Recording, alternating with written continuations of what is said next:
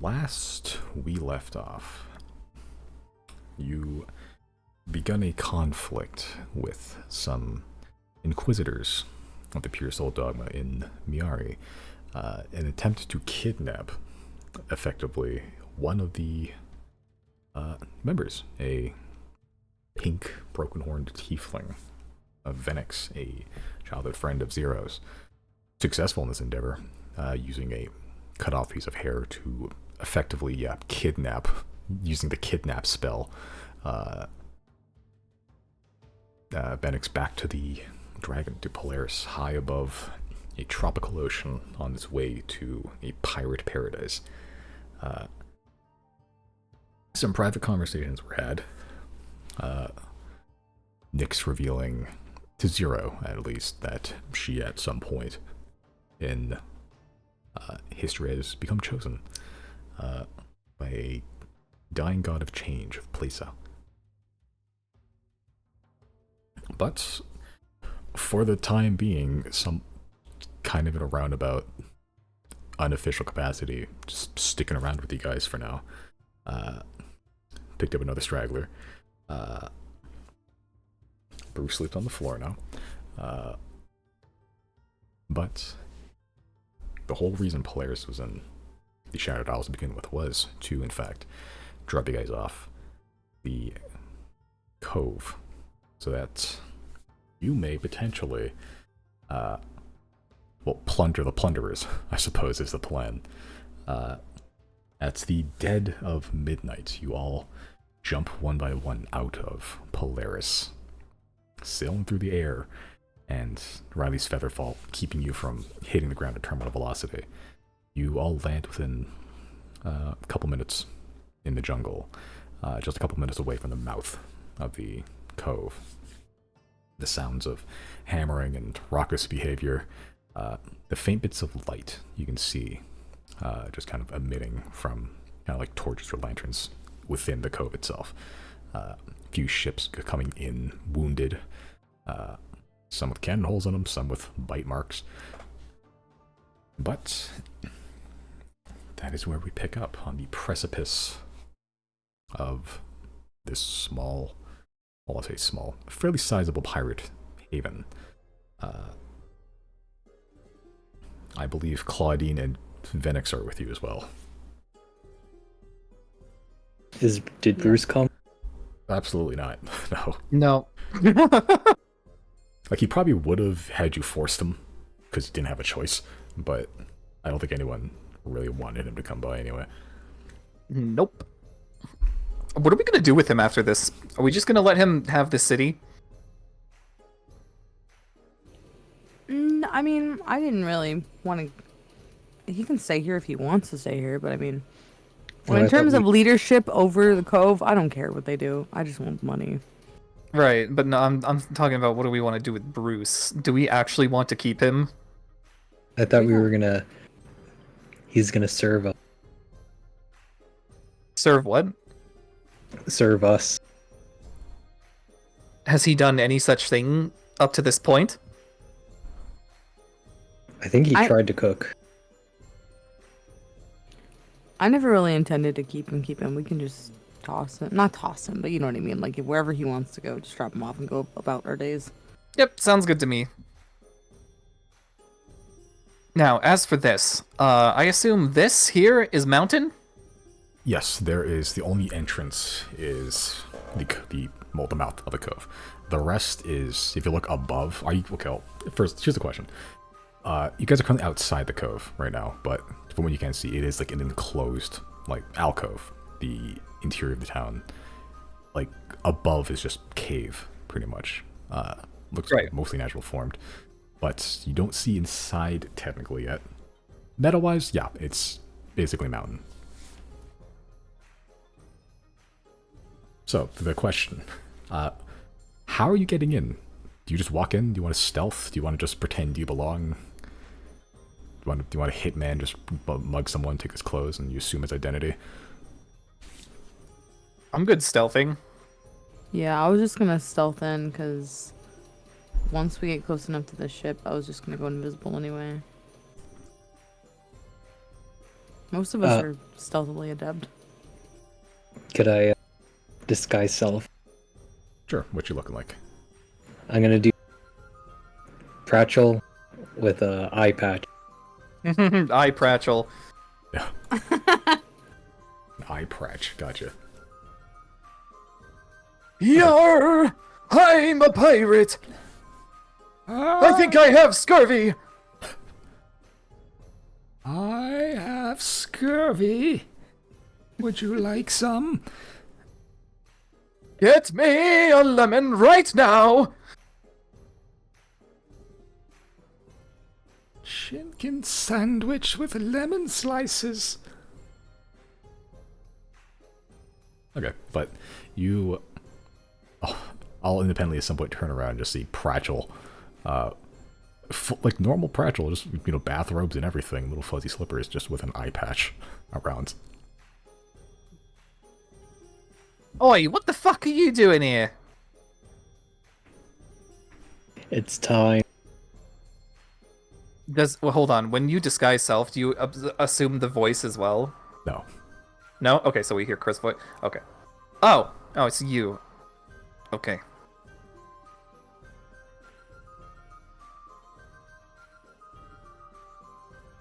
I'm good to infiltrate. Where are we infiltrating, boys? This one? Or this one? Or this one? You've landed on, yeah, this side. Okay. The entire interior of this town is within the cove, so you won't be able to drop in. You're technically even like on the map wise too far in right now. You're currently outside the map boundaries.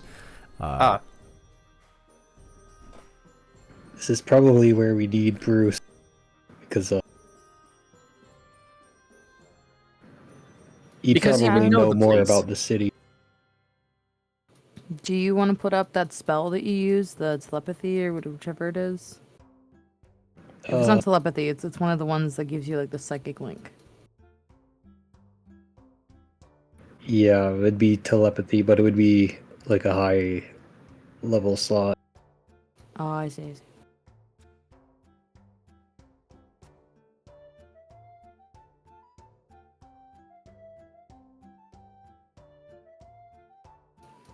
I guess for full resources, I'm almost certain I had asked, what's his name, Bruce, this at some point. I can just cast it in again if I need to ask him again. Do I recall if he said, like, I know he said that sometimes people come in from, like, the ships that come in or whatever, like, whatever. It's not a small enough town that they're gonna notice, like, a new face, would they? I believe he said something to the effect of like they don't know everybody, but they're familiar enough with like the lifestyle and some of the people that a new face wouldn't be like unheard of, but it would be watched. I'm gonna cast sending to Bruce and ask him, hey, how common are tieflings here?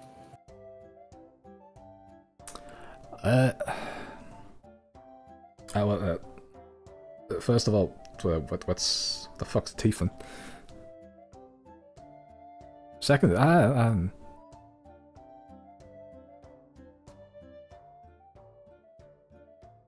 That was my answer. yeah. Tight. There goes another fucking spell slot wasted on this motherfucker. God damn it. And I'll just spin another one and just say, a devil person like me, you fucking idiot. Oh, well,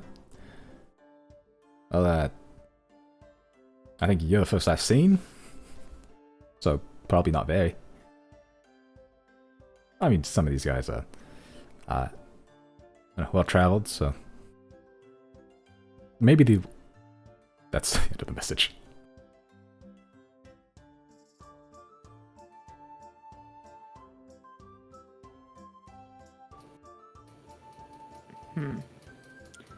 We probably won't get just in trouble for being here, like all of us as a party, but I'm scared having two tieflings would make somebody watch us closer or something. I don't know.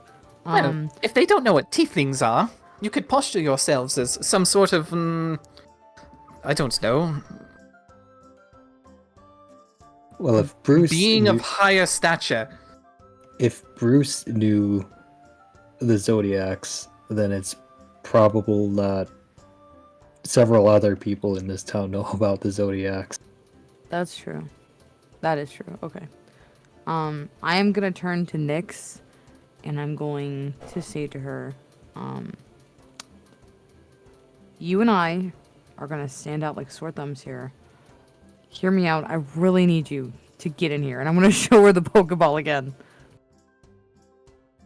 I promise I'll let you out as soon as the action starts. I just, for the purpose of laying low, you and me don't combine well with that at this point in time. Tieflings, I don't think, are that common here. Make a persuasion check.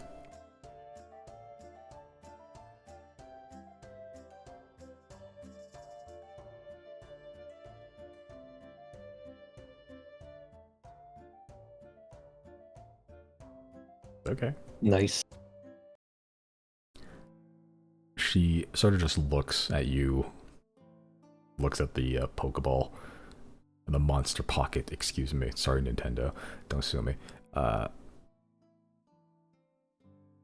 kind of like takes a glance at Claudine. Claudine sort of just shrugs. It's not as bad as it looks. Just pellets.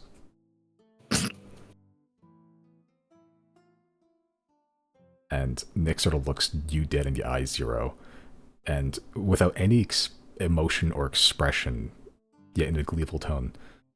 I wonder how pellets taste.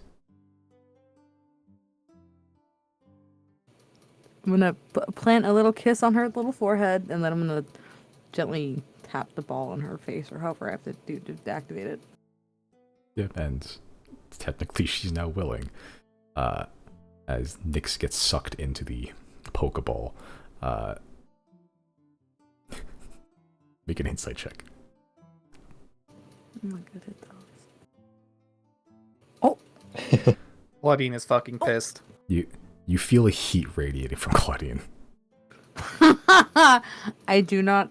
I do not. I feel it is wise. I do not look at her, so I will pretend not to feel it. Yeah, don't make the chosen of the revenge god jealous. Oh, why would you say it like that? Yeah, you're right. Killer has a saw as a weapon right now. Okay, fine. I will turn to Claudine and just look at her. What is she? How's she looking? Unamused.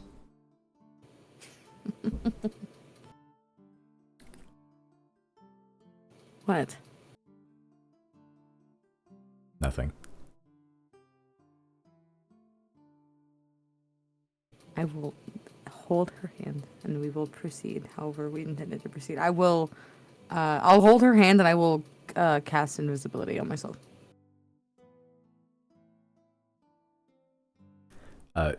You hold her hand, and as she like wriggles out of your grip, like she's like shaking off a spider web. And as you cast invisibility, she begins to blend into the shadows with her apotheosis vessel. Fine. The boys, what are you guys doing? Elf bros. I'm just gonna wear a scarf over my ears. I'm gonna think about how a pirate walks and try and imitate it. Okay.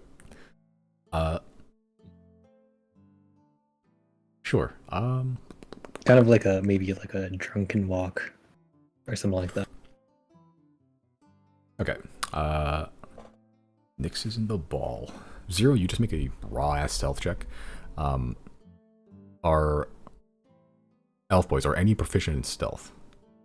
Mm-mm. No. No. Okay, so just make a raw. Well, My modifier is good. I don't know if I have the boots of Elven. It wouldn't apply to this one. Oh, You're not trying to no. move stealthily. You're trying to. Yeah, just make a stealth check then.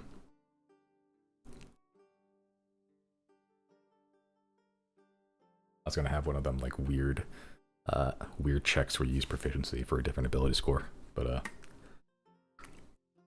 yeah, not proficient in it.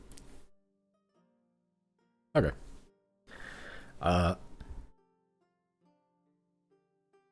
Sure. Chris, you look crotchety enough that like you could walk, you can just like limp, and people would be like, oh yeah, he's probably got hit in the leg or a hip at some point, or you just fell down because you're so old. Who knows? But you look old enough that like you would walk like this. Yeah, Riley, you get a couple looks, mostly because you're just overtly hiding your face over your ears as well. Which isn't, there's some people doing this too, but you look. Make a perception check. Don't even need to. Let's be honest. That's true. I'll do it anyway. Yeah, my passive is literally higher.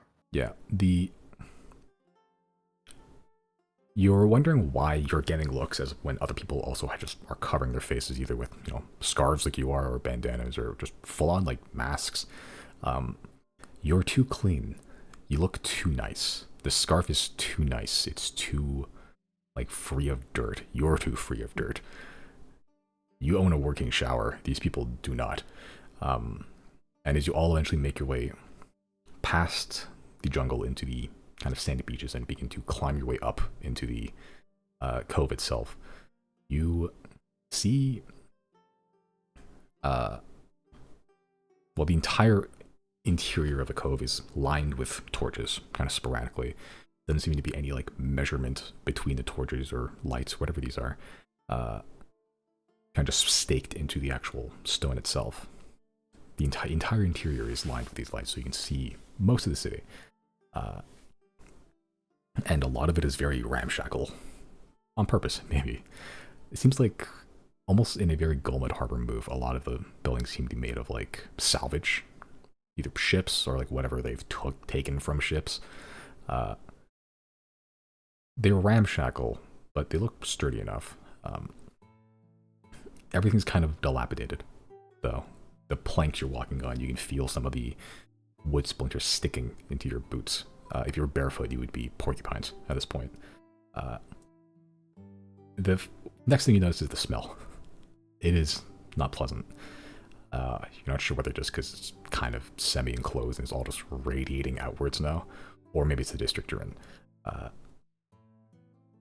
But the people you're walking past, as trying to just not be conspicuous, are in various states of filth and injury, or just general decrepit nature. You see people just kind of sitting against buildings, like bottle in hand, probably presumably filled with alcohol. Missing limbs, missing teeth, just missing clothing. There's some of them are just fully nude, unconscious. Some of them you think might be dead, but you're not entirely sure because you don't stick around long enough to find out. They are not moving.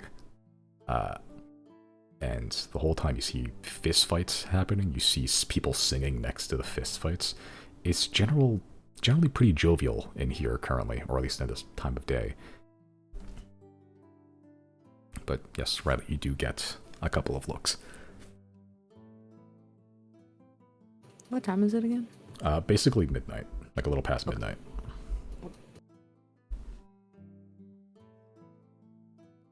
Yeah, Riley's gonna ignore the fact that he's being stared at.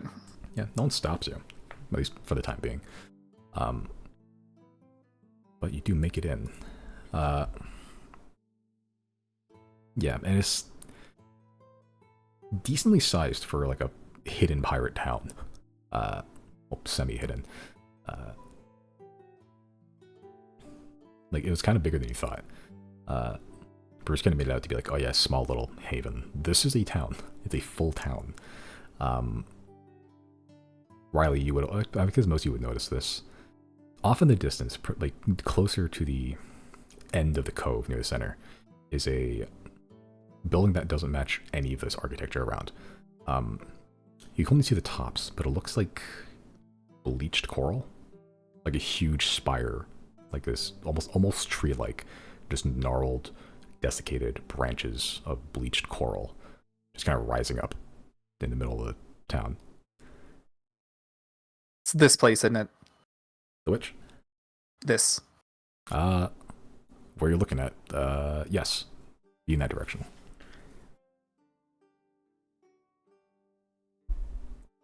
Do we see boats, like perhaps a large vessel that may have been stolen from a technologically superior country, even? From where you are, with your perception check, you see a number of boats for sure, like ships. A lot of them are even like moored, not even at a dock, but you see the docks run across the entire length of the cove, or at least most of it. A lot of ships are in dock right now. There is one that just, it sticks out like a sore fucking thumb. A lot of these ships are just normal looking ships, some bigger, some smaller, some ostentatious, but they're mostly all sailing ships, except for one. You see a large metal ship, like twice as long as the biggest ship you find here. No sails, from what you can tell, but they have 3 large, what looks like smokestacks in the center of it. The entire exterior hull is, a dark metal. Looks maybe iron, steel, hard to tell. You do notice that, well, I guess that's about as much detail you'll be able to make out from here, actually. But that is located around this point of the harbor, just like that little curve there. I don't suppose I'll have to even point that out to everyone, right? If you point it out, all of you can see it, but you won't. You don't make out much detail other than the fact that it clearly doesn't really belong. Well, I found our mark. So now we just need to figure out how we're going to secure it.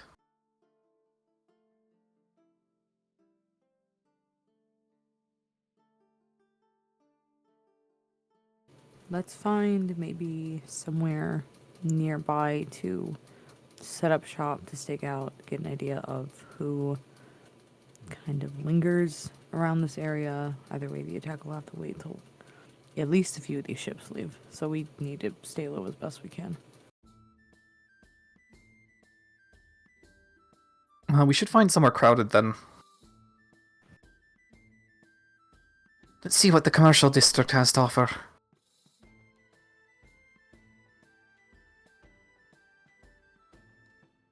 Okay. So where are you going? You have no basis of where anything is in the city. You see the large white structure in the distance. You see the ship. Otherwise, a lot of the city just kind of looks the same. Should mostly follow where the stench is not. Can I go to some random pirate dude? Sure. Okay, I will ask them. Do you know where I can find Killer Giskin? I found some treasure, and if you let me know where he is, I'll let you in on some of the share.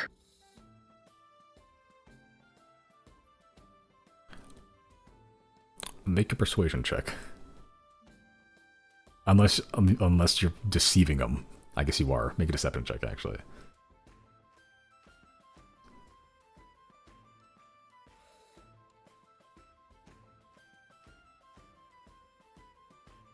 Okay. The guy you find is a burly looking Goliath man. Hairless, as most Goliaths are. You see he has like tattoos running from the tops of his eyelids down to the top of his head, down the back. It looks like almost, I suppose, like barbed wire running, like the tattoo itself looks like barbed wire running down the top of his head. Missing a hand, but he replaced it with 3 hooks that look like they're made of like bent tips of harpoons. Huge fucking cutlass at the side. Like, it looks two-handed, but this dude's like 7 foot tall, and you can probably just palm it. He kind of turns towards you. You've got treasure for Killer Giskin. Yeah. He kind of leans forward, and you can taste the, like, fresh ale on his breath. He kind of breathes in your face. And you let me into the share, you said. Well, if you let me know where Killer Giskin is.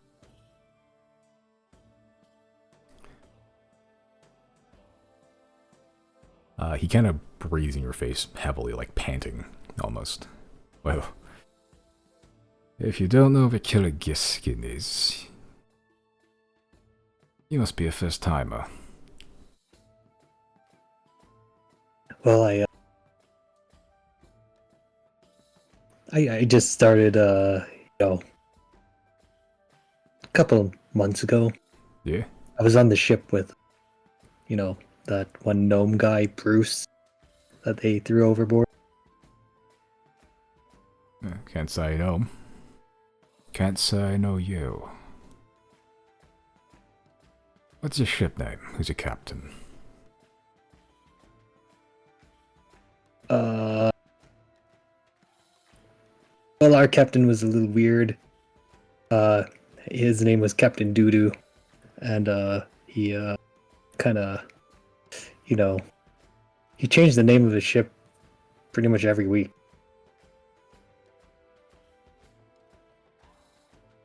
Can't say I know Captain Doodoo either. The thing caught my ears that you said you'd let me in on the share. Well, I think you got a misunderstanding. See, he kind of breathes heavily, just through his nose, just taking a big inhale and just letting it out. Standing up straight and just kind of using the other hand to kind of just massage the palm, the handle of the cutlass. Whatever you make a tithe to Killer Giskin. You don't share with me. You don't hold back what is owed, boy. You're an old man, he still called you boy.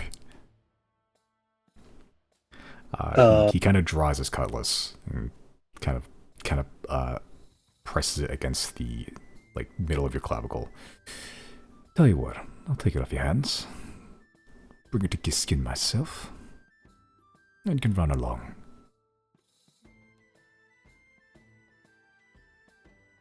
Well, I have to go get it because I left it there. I know. You'll take me there.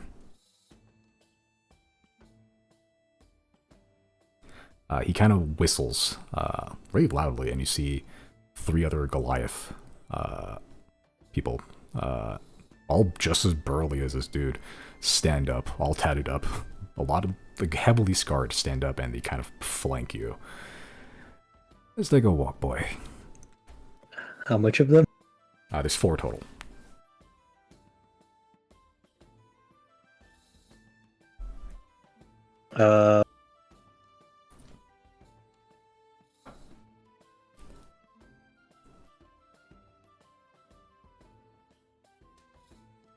I'll cast Scatter. Okay. And then, I guess I'll cast it on all of them.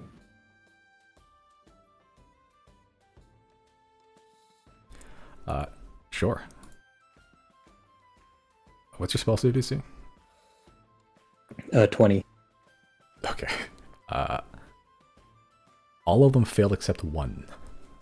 Roll a natural 20 plus 1.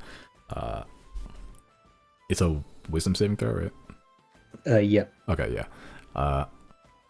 So the 3 people that begin to flank you get teleported to where? Just around in random parts? Away? Yeah, just 120 feet away. Okay. They just get teleported to just random parts. They were flanking you, and then suddenly they're not. They're still within eye shot. They have to be within range, I think. But the guy that had the sword pressed into your chest, he sort of sees what's happening. What the sneaky little runt. He's going to make a attack on you. Which misses. He goes for your shoulder, or or it would have hit your shoulder, but through the illusion, it kind of misses, just barely. It would have hit Pratchell, but it wouldn't hit you because you're just live enough. I'll cast a Misty Step. Okay, so you just start teleporting away. Riley, you're just kind of watching all this unfold. Yep. And no one else joins in. No, everyone else is just kind of watching, actually. You are one of many observers to this scene, actually. Yeah, and Chris, if you keep running and misty stepping, he can't catch up to you. Not with his bare legs. Yeah, I'll keep on doing that. Okay, you just start teleporting across the town as Riley. You just watch your wizard companion just basically lag across the. His ping's too high and he just keeps skipping forward.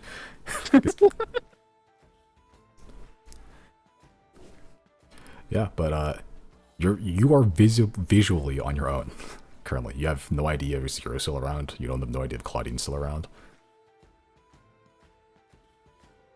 Wait, did Zia not come with? Zia's still here, actually, yeah. Okay, so it's Riley and Zia in a pirate town. Yep. Zia just walked in. I don't think Zia's prepared anything. I guess I'll turn to her. So, do you want to stake out the boat, or do you want to... Oh, hold on. Is Tongues active? Probably not, huh? I don't think so. I'll cast Tongues on Zia. Be like, do you want to stake out the boat, or do you want to find the commercial district? Yeah, as he says that. But what is the goal? The boat is the money. I suppose the money is on the boat. Maybe? And if it's not, perhaps Giskin is.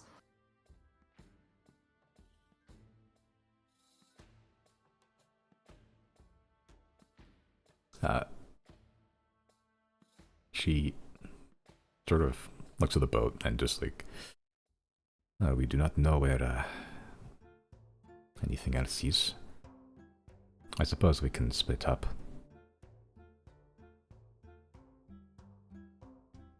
By split up, does she mean Riley and her, or just everyone? Generally. Right. Alright, I think Riley's just gonna head to the boat. And, like, try to stake out. Glean information. Okay.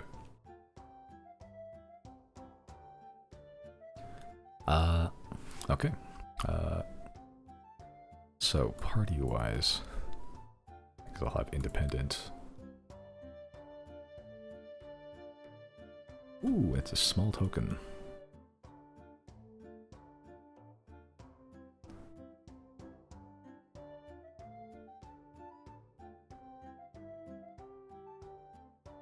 Okay. Chris, you're running. Zero. What do you want to do?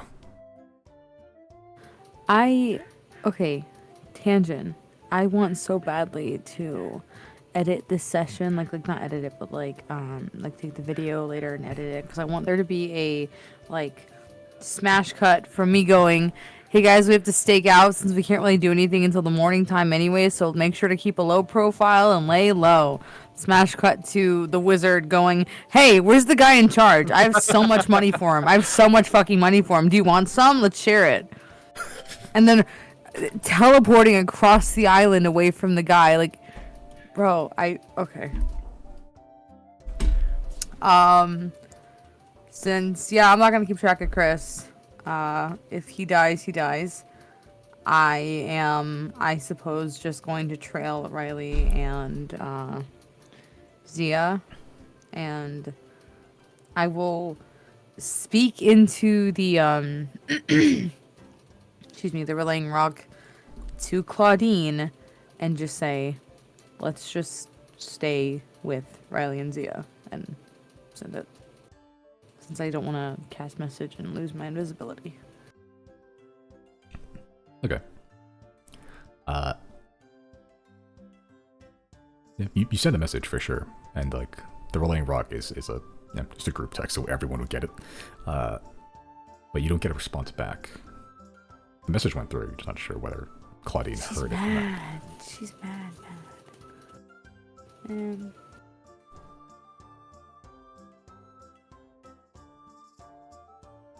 I mean, I'm trying to play low, so I'm not gonna do anything yet. Can you show us where the ship is in relation to where we are right now? Yeah, I'll make a circle. Or if Riley had identified where it is. Huh? I'll make a little circle. The ship is. Oops, that's the wrong tool. Where's my circle tool? Ellipses. Ship is right about there.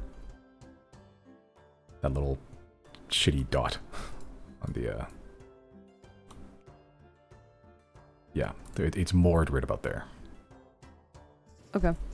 I will hopefully leave Claudine to trail Riley, but can I try to scout ahead of Riley and see if I see anything a bit like conveniently placed where we could hide? Like, I don't know, not in the building necessarily, but like what are the buildings near the docks there?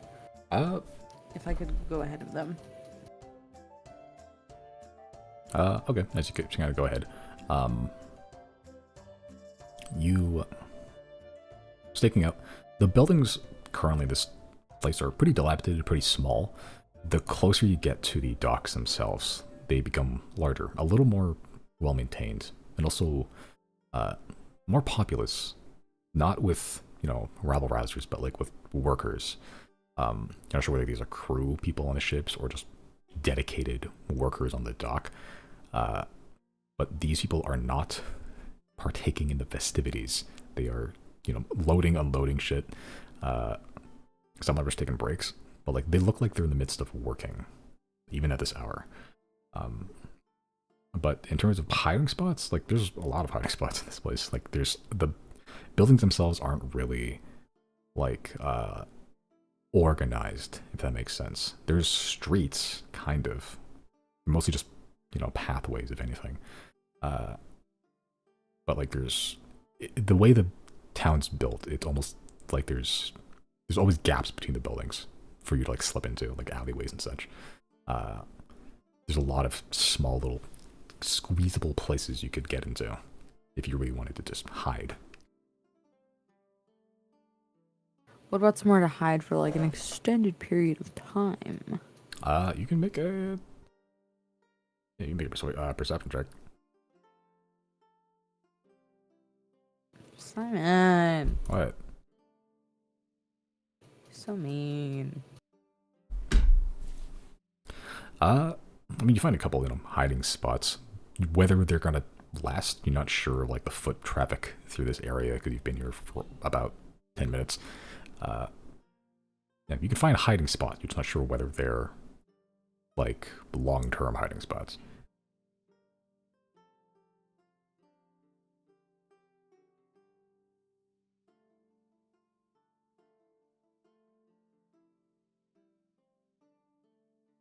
Okay. I will try to backtrack my steps then and find Riley and Zia if they're on their way here, and if I could, I'll wait to see if I can successfully do that first. Trace my steps and find Riley and Zia. Okay. Yeah. So while that's happening, Chris, you've teleported and like walked far enough away from that initial scuffle that you're pretty confident that the guy's not following you anymore. Or if he is, he won't be able to find you for a while. Okay. Can I Misty step on top of a building? Yeah, a lot of these buildings are not first, like 2-story buildings. At least in this district. So easy enough. You just poof on top of a building. Do I see anything of interest? Make a perception check.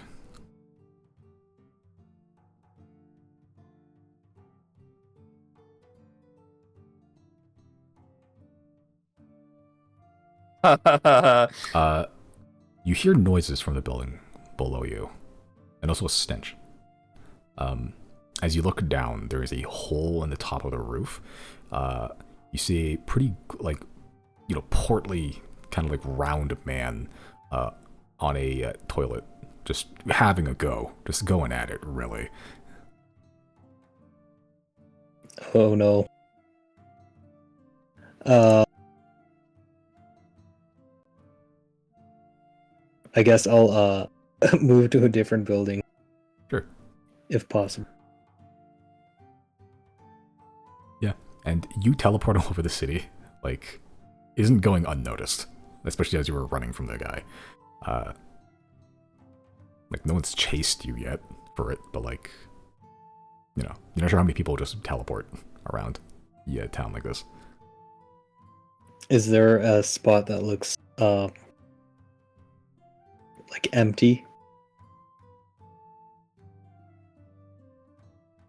I'm not sure what you mean. Like there's not many people there. It's hard to tell, especially with that perception check. It's, at least with the area you're in, there's a lot of people, just generally. Not like huge, densely packed, like, plazas, but there's just a lot of people roaming. So there's going to be, like, someone within, like, eye or earshot at all times, at least in this, like, the district you're in.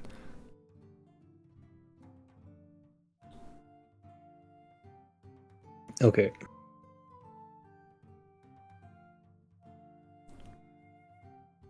I guess I'll make my way towards the coast. Okay, towards the docks? Yeah. Okay. Are you teleporting, or are you walking like a pirate? Yeah, I'll walk. Okay, as you get down from the roof, and begin walking, there are more eyes on you now that you've been teleporting all over the place.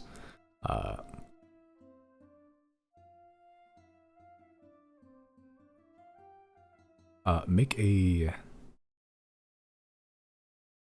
another stealth check.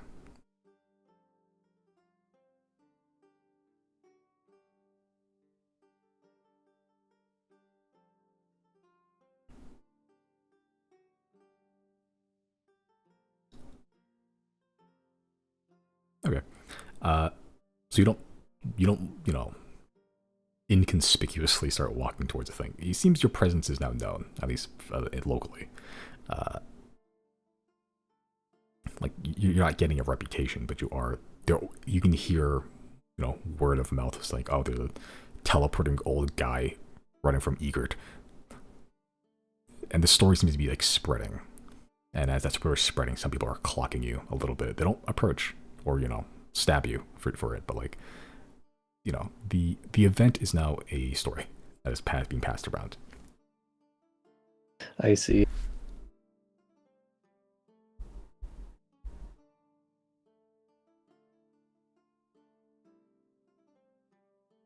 I'll just keep heading there for now. The dock. Okay. Yeah, and as you're heading towards the docks, Riley and Zeus are heading towards the docks. Zero's heading back towards Riley.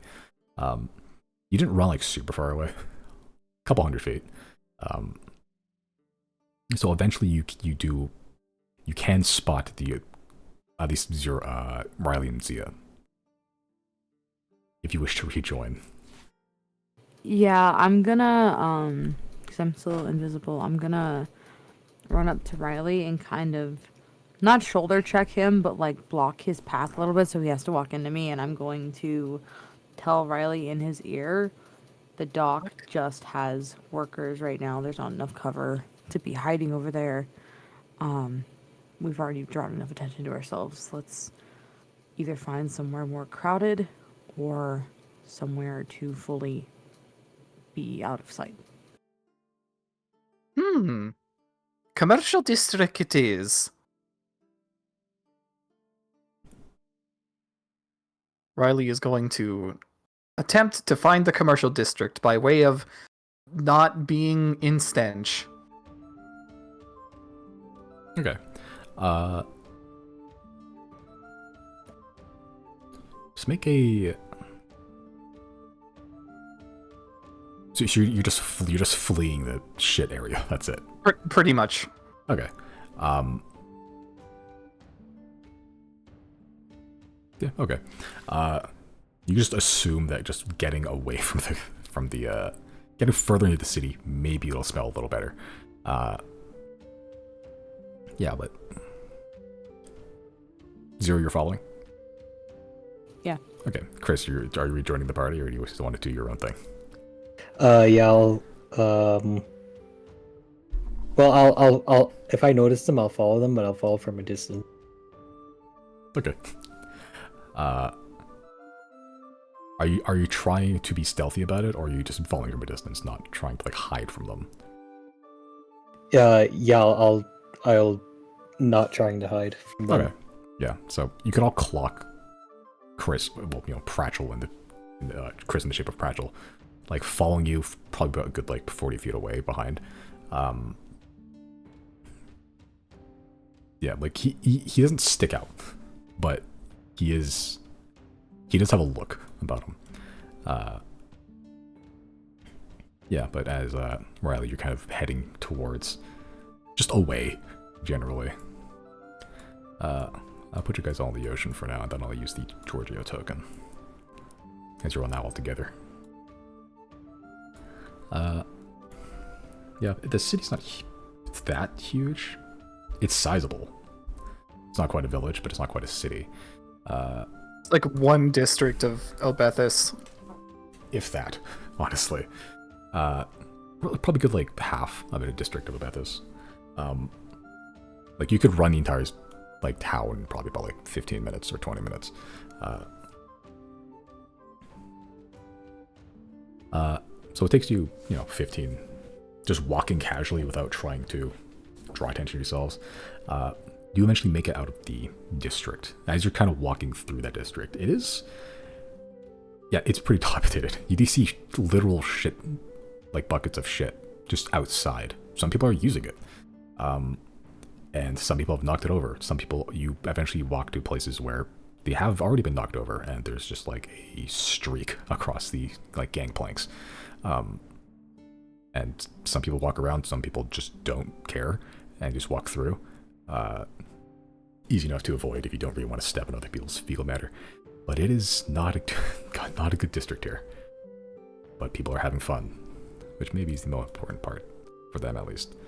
The further you get away from that district, just kind of following the coastline, like keeping a breath away from the docks, to get some airflow, but not going to it directly.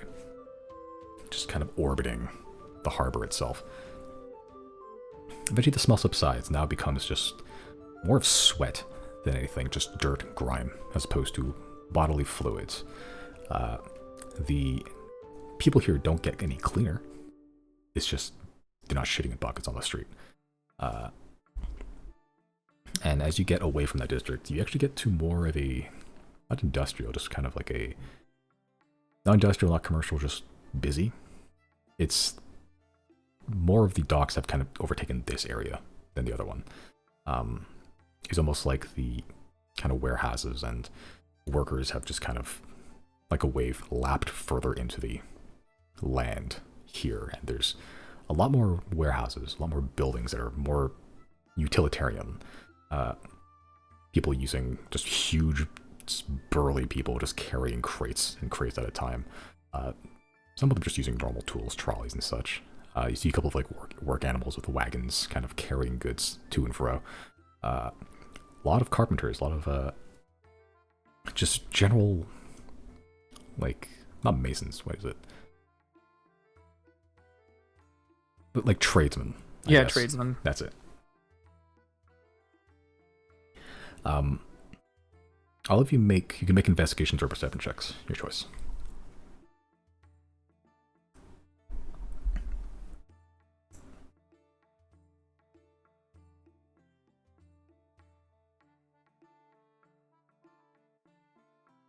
Okay.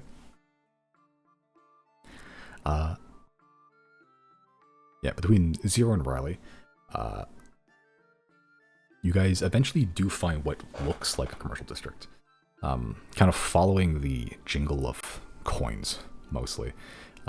kind of listening in, people talking about like getting new boots, selling off their goods, and just kind of following those people subtly.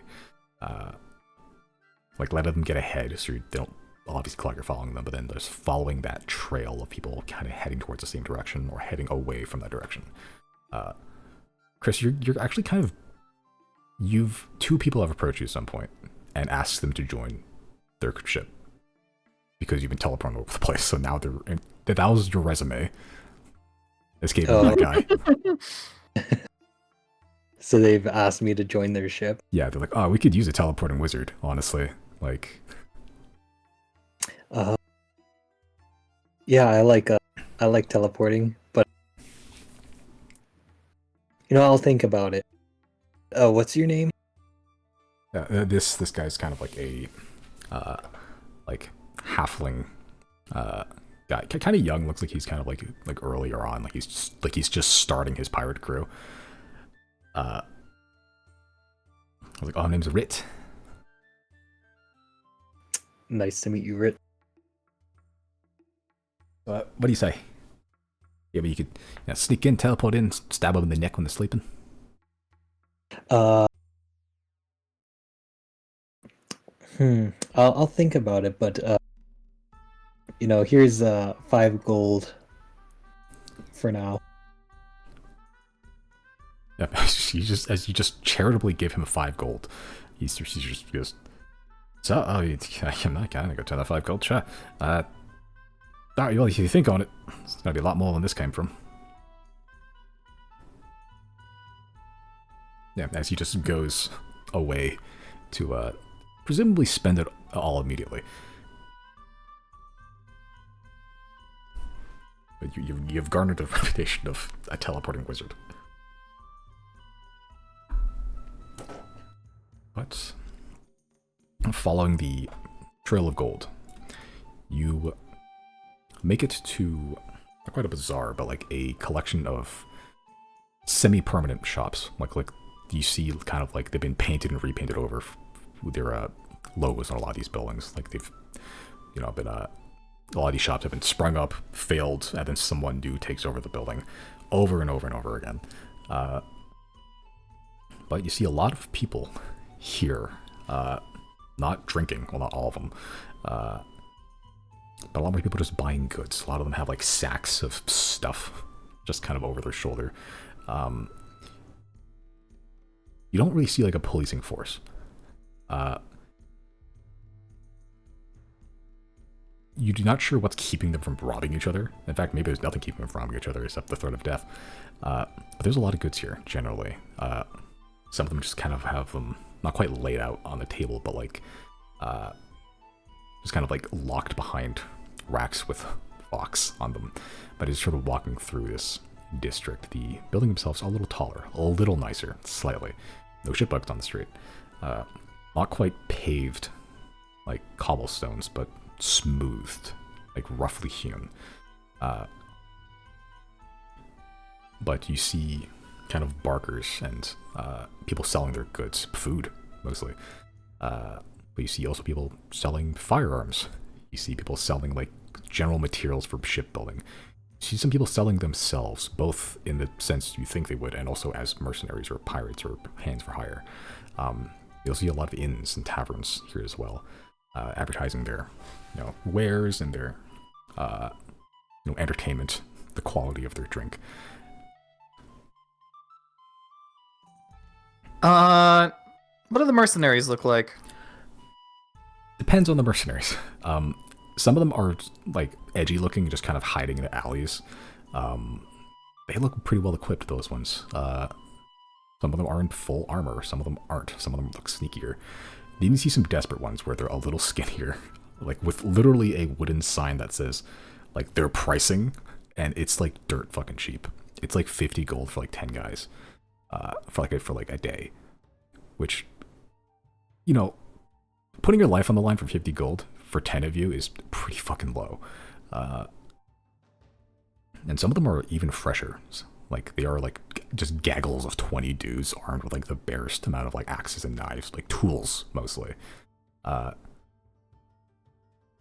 they kind of, you can see them You only know they're mercenaries, honestly, because they're kind of approaching more well-equipped, or at least wealthier-looking people and asking. You can overhear them, especially you, Riley, like asking if they need personnel, like services. I'm gonna turn to Zero and be like, "Do we want to swarm with numbers?" You cannot see me, my man. Oh, forgot Zero was invisible. I'm going to cast Sending to Zero. And I will ask, there's a lot of cheap mercenaries here. Do you think we could swarm Giskin with numbers?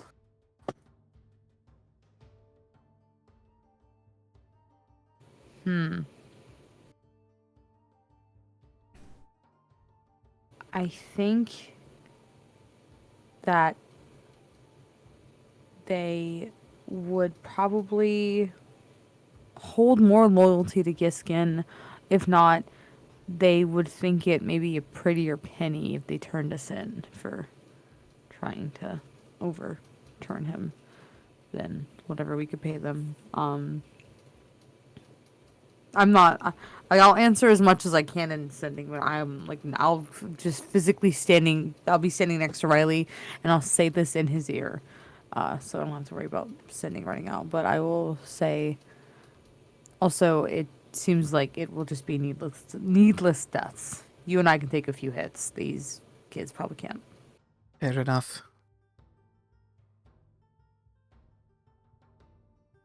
Well, I know where to come if I want deckhands, then. Do True. any of the mercenaries look like they might belong to any of the organizations we might know?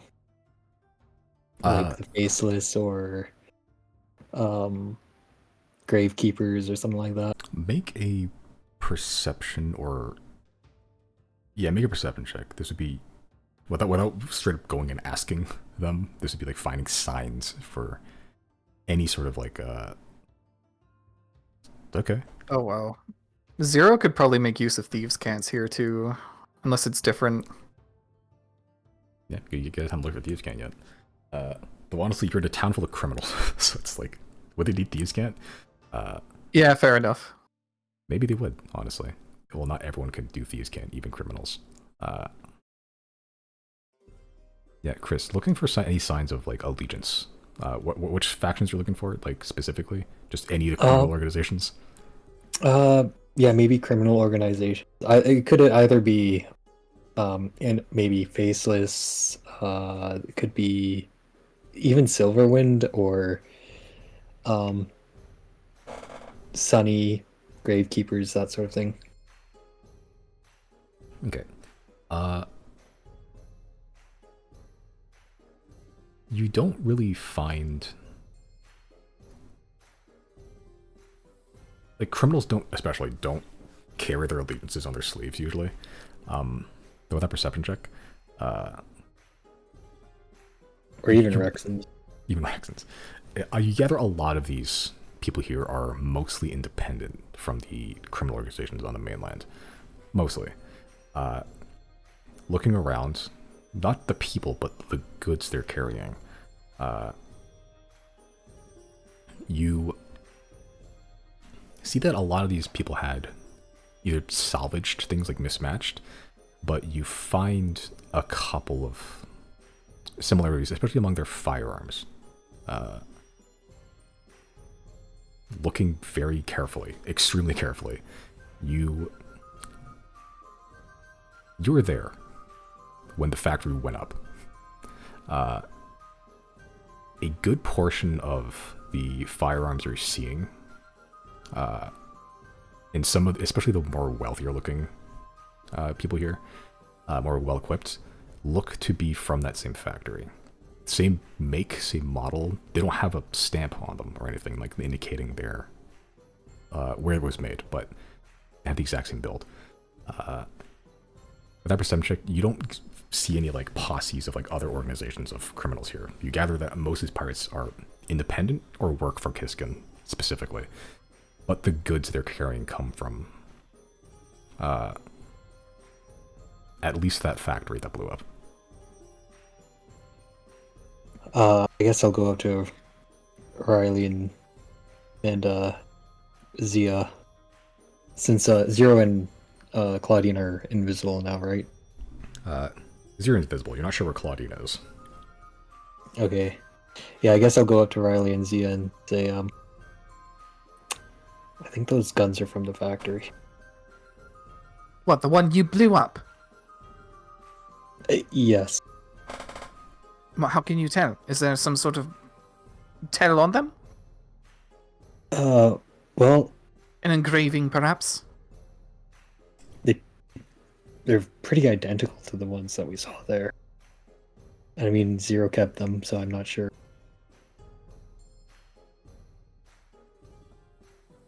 I'm gonna turn to where I think Zero is. I'm gonna be like, is he onto something? Did I also see the guns? I guess if Chris pointed them out, can I locate a gun and look at it? Yeah. Yeah, you can see the guns, and you were there as well. You wouldn't have noticed by yourself, but having it pointed out to you, they look pretty similar. Yeah, it's not quite just the fact that they're nice looking guns. They are consistently nice looking guns. The only outliers you've seen to these guns were either they're really shittily made and worn, or they're extremely nice. So either they were cobbled together on site, like here, or they were stolen from someone wealthier. Some of these guns, I want to say like 60% of the guns you're seeing here, were consistently just reliably looking guns. Military grade, I should say. I'll come back over to Riley and just speak in his ear and be like, yeah, that looks like them. Maybe they got them on the ship when they robbed it. I would even be curious that the people with the nice guns might directly be under Giskin's crew.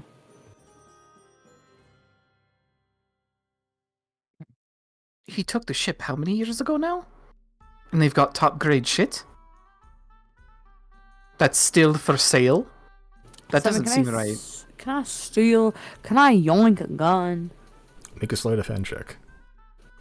If you'd like. Are they just like hand pistols? Some of them are like rifles and blunderbusses. A good amount of them are like handguns specifically. Oh, okay. Just because you can stick them in a belt, you don't have to worry about them. I see. I want a big one. Sure, yeah, you can get a fucking. You can steal a fucking blunderbuss. Sure, why Yeah, not? you can steal a blunderbuss. Yeah. I think it's your first blunderbuss actually. If you want to steal a blunderbuss, yeah. Give me that shit. Sure. You get one blunderbuss. Is that the first nat 20 on Zero's sleight of hand? No. Probably not. I don't think so. Yeah, looking When at I it. steal it, does it become invisible with me? Yeah, anything you're carrying and wearing. So you grab it, Okay. you feel it, you don't see it. Can I look this gun over? Is there like anything like, oh, they scratched out the serial number, like it looks like it was like obtained in a like organized crime type of way, or does it look just like a normal gun and they've probably just got it? Did we ever establish if anything you can see yourself while you're invisible? I think we said yes, right? Like you're like see through, but no one else can see you. Sir, I don't know, man. I It's don't your remember. call. Okay. Yeah, well, I don't know. Yeah. I feel like I'd spell have to doesn't be say. able to see myself to have enough hand-eye coordination to steal. That's true. I think we ruled that at some point. Okay. Yeah, looking at the blunderbuss itself, it looks pretty similar to the guns you've seen. There's no scratching on it. In fact, it's pretty pristine, actually. You look down the muzzle, which you shouldn't do in a real gun, but it's seen some use. But the outside itself, it looks pretty, like, not worn. It hasn't seen years and years and years of use. But there's no stamping, no engraving, no serial number. As if it was made for this purpose. And the other models that we've encountered previously, like the hundreds of ones that we stole that night, they have serial numbers? Yes, if I recall. Oh. Interesting. Very interesting. And to our knowledge, Well, never mind, because that kind of just answers my question. I felt there a lot of them are just running around with numberless guns. I was gonna ask, like, if that manufacturing company was like selling to just, individual consumers, or if they're like, if they only, manufacture for the academy or whatever the fuck. But I guess if this didn't look like it was scratched off by hand or anything like that, they just looks like it never had one. That's interesting, because that means that this probably was made for them. And that manufacturing company is in Obethis. Or well, it was commissioned by that the head of the, what's it called again? The war. The Platinum Council, the head of warfare. Head of warfare. Why would she provide them with guns? I mean, it could have been like an anonymous, like, buyer who was just like, "Hey, give me X amount of like unnumbered guns, and I'll give you your money." And it might have just been a transaction rather than like a move with purpose. But still very interesting. It could have been a move with purpose. Seeing that Giskin has a ship from Silnia. Maybe they're trying to good take stuff from Silnia. Yeah, something like that. Trying to good. Oh, yeah, trying to like slow things down maybe, I don't know. Yeah, but I don't know. I feel like they'd have better luck with collaborating with somebody on land than. No offense to this guy and his little criminal town, like one of 3 criminal towns, secret criminal towns we found now. I feel like he's small fry in terms of his pull and his level of threat. The same way that Jarnhat saw him, he was like, it is what it is. It's a fucking lost cause. Like, he was like, I think Jarnhat was like, yeah, it's not cool that he has that. I'd like nobody outside Silnia to have that. But ultimately, like, I don't think anyone needs Giskin. I know. Perhaps that's the strategy the Platinum Council has to go with. Because think of it as a proxy instead of direct warfare. I think Rias knows they would lose. And so all they can do is spit on them. That's true.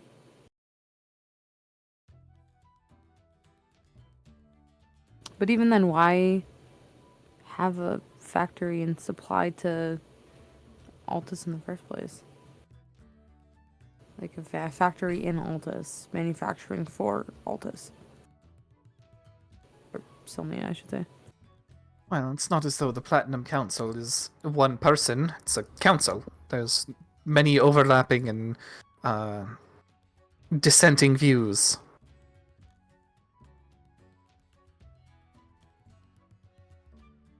And unfortunately, we know too little about what all the members are, what their agendas are.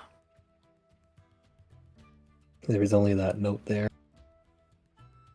Yeah, I'm curious to get our hands on it's Lyrazetti, right? Lyrazetti? Rizeri? Lila Rizeri. Lila Rizeri, okay.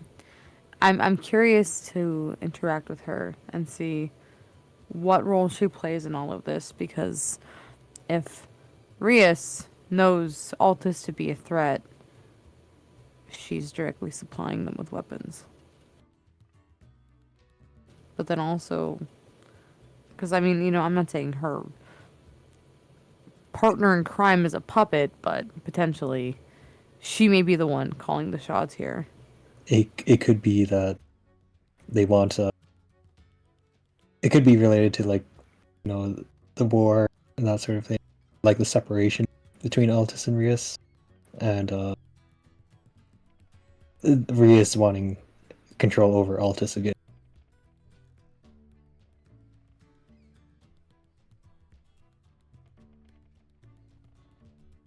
I do think that is a worthwhile avenue to explore after this, because yeah, she's been a pretty big player on the board that we haven't paid that much attention to this whole time. Yeah, probably a little bit of a mistake on our part, but we have been preoccupied. True. And it's not as though global politics are our purview to begin with. We just kind of got roped into it as a consequence of everything. And maybe that's why Killer Giskin knows us. Yeah, that's a good point. Why the fuck would he care? I guess we slighted his business partner and now he cares. No, I think initially it was just because we had a bounty on our heads. Which also, the fact that he was willing to cooperate with the authorities under any measure is interesting. Maybe he would have turned us in under someone else's name. No. Because remember, the authority in question would have been the Arbiter, who wouldn't have cared.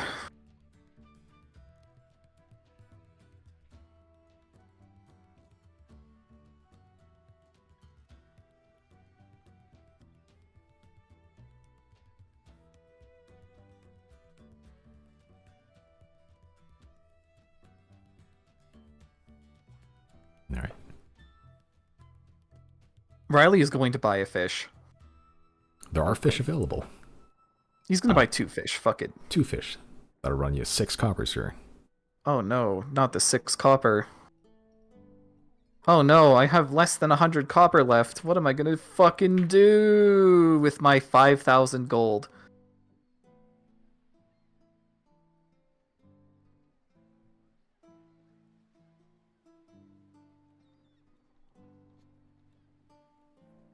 Right then, what now?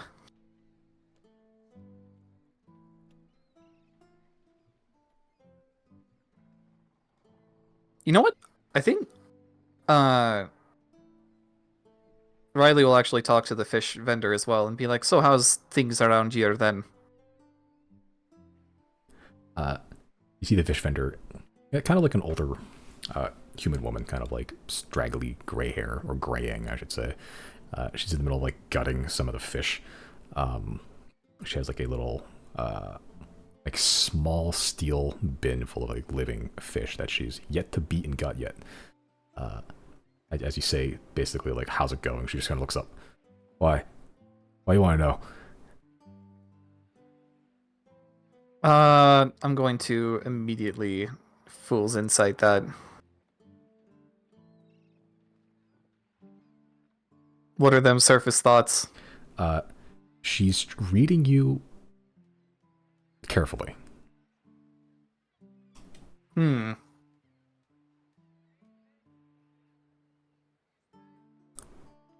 Why do you want to know? Oh, it's just been a while since I've hit up the commercial district, and I'm wondering how things have changed. Make a deception check.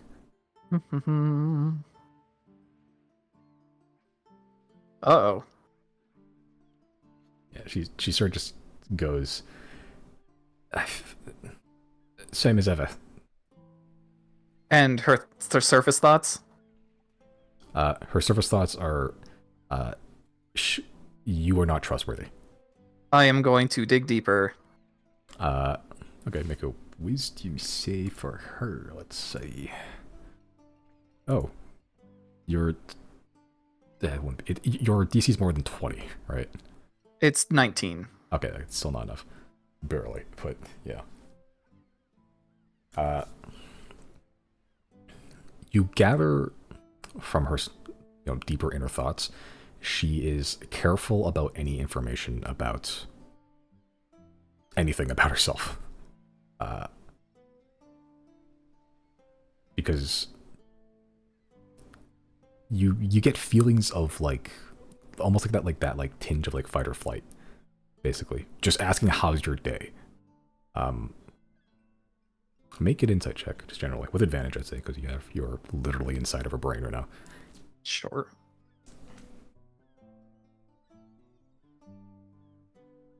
What? Okay. You gather she's so protective because there is no one to protect her. If something were to go wrong, if someone were to, I don't know, kill her, steal her stuff, it'd be on her. And you only get it from her emotional state. Like, you're asking how she is, and she's now running through scenarios in her head. Like, okay, what happens if this turns wrong, basically. So she's protective over that herself, basically.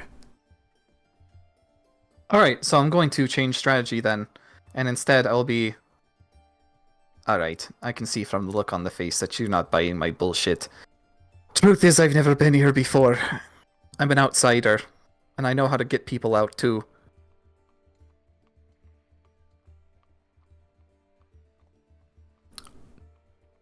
Make a persuasion check.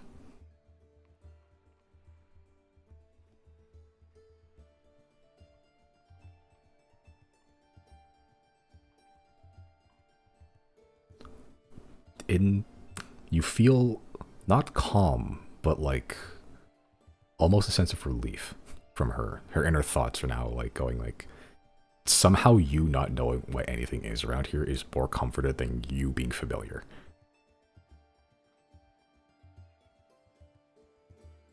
She stopped gutting the fish, but as you say, you've never been here before.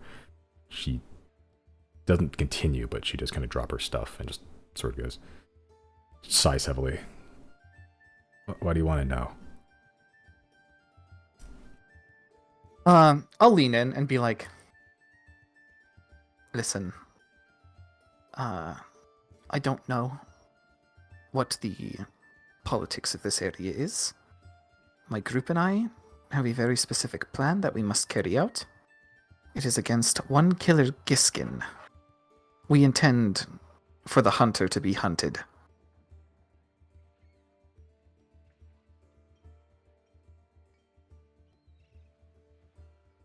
Her eyes sort of go wide. How long does Detect Thoughts last? Like a minute or 10 minutes? I think it's 1 minute. Okay, so it's on the cusp of running out then at this point.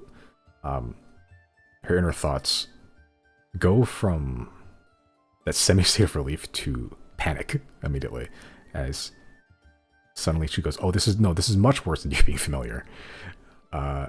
Outsiders trying to stage a coup. It's great. And the last thing you detect, as the Detect Thoughts fades, is, I'm a fishmonger, why are you telling me this? And as that happens, her eyes sort of go wide. She detects that you were in her brain. As she begins to pick up the knife, and she just like kind of points it towards you. Get out. Go on. Riley will be like, I'm a fellow fishmonger, you know. Riley, the Kingfisher. Ever heard of that name?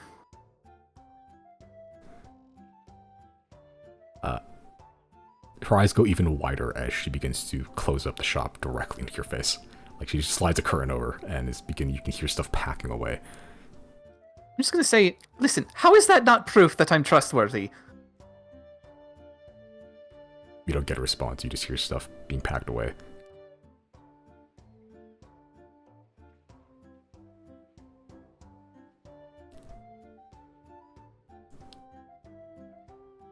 I guess we can't get fish anymore.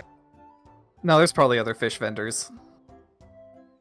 That said, I'm keeping my eye on this one. Yeah, and after about 30 seconds, you see her like a pack over her shoulder with the kind of bucket full of fish as she just kind of storms out of the kind of like makeshift stall. It's like an A-frame basically with like a curtain over it. As she just storms out and it's like walking very rapidly down the street, looking over her shoulder at you.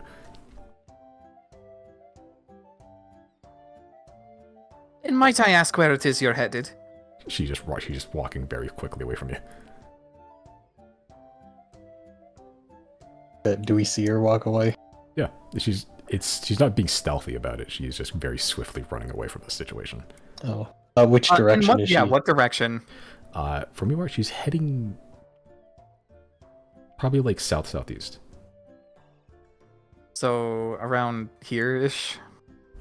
She's heading like towards this area roughly. All right, that's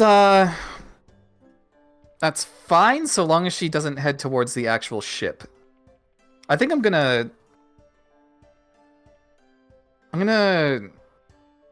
get Zero. I'm just gonna turn around and like look a little bit confused and then whisper, "Hey Zero, could you get Azek to follow her? I don't need her turning us in." I will whisper back to Riley, "Sure, but Isaac's a hellhound right now." You can make him invisible. I'm not gonna do that.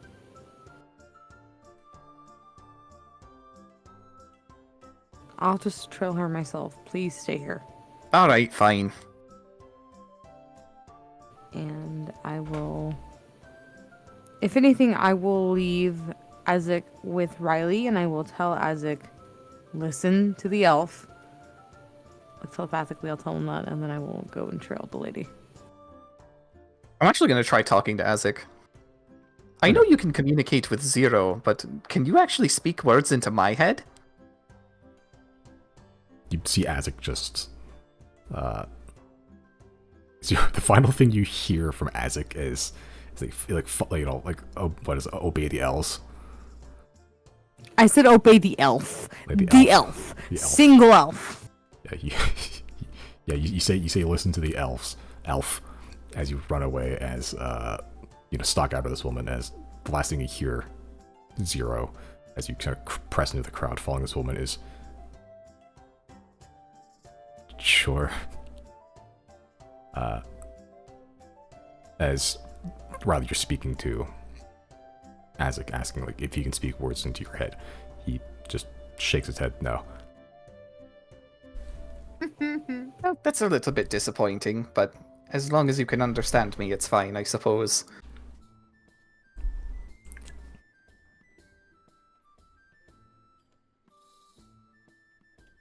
Riley would also like to look at what the crowd's reaction, if there is one, to the events that just conspired. Oh, I don't give a shit. Transpire? No one gives a shit? Don't Okay. give a shit.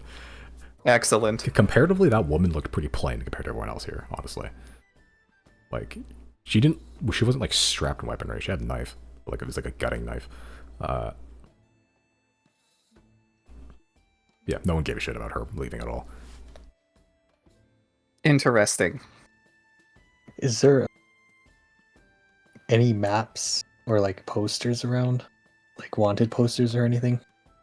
In this area, yes, actually. But it's not what you think it is. It's almost like a it's like a speedrun leaderboard, actually. You find eventually like kind of like a semi-open plaza where like people just gathered around. There's an unconscious guy in the street with like teeth over the floor, and there's blood pouring out of him. And everyone are like just dancing over his body, like cheering. It looks like bets are being taken out actually, but behind them there's a wooden post with like a flat plank board on it, with several like wanted posters actually. With various prices and everything, and no one seems to be paying attention to it, but people kind of just like walk up and like look at it, like point at one poster and they kind of laugh a bit and just walk away. Yeah, you gather this is kind of like a leaderboard. Do I recognize any names on there? Or... You recognize one. Mostly because you heard him recently. Near the top, Killer Giskin, wanted for piracy, murder, torture, theft of government property. It seems like be co-signed by Altus and Rias at the same time. There's a total reward for his head for about 60,000 gold. How much money did we need? More than that. I think 100,000? I think 100,000, yeah. His head plus whatever's on the boat might do it. Yeah, it's dead or alive, so it's the price either way. Huh. There's 3 other posters below him. There's actually kind of like a space carved out around where Killer Giskin's is. As you see 3 other posters below where Killer Giskin is. You see a kind of like portrait of a shaggy furred minotaur. Kind of like a hat with like horns poking through it somehow. Alien. I will find it.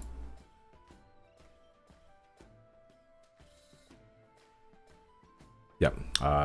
The minotaur says, Murder Morvich, first mate of the corpse canvas.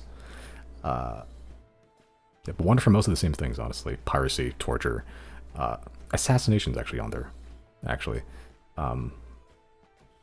about 15,000 gold for him. Again, dead or alive. I think, didn't Bruce mention a Minotaur guy? Yes. And Killer Giskin's at the top of the poster. Yeah, there's like a... it's not a single poster, it's several posters. Oh, But there's a portion of the board kind of left open for their crew, basically. At the very tippy top of the center is Killer Giskin. And then everyone else, like near him is like, seems to be like people close to Killer Giskin, and then everyone else is kind of like mishmashed around like a notice board around them.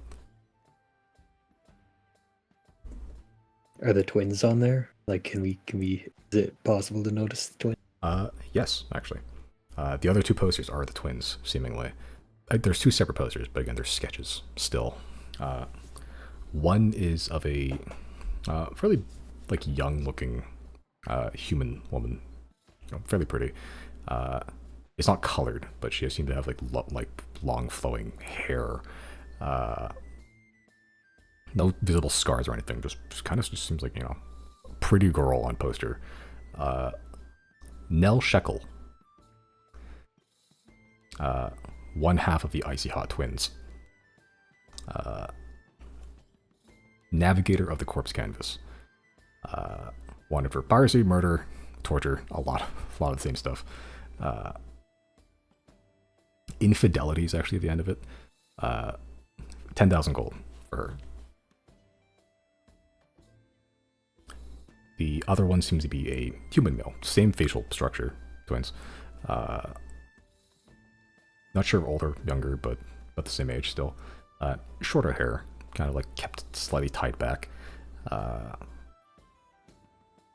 Eye patch across his left side, your right. Oberon Shekel. Piracy, murder, torture, conspiracy at the end of this one. 10,000 gold.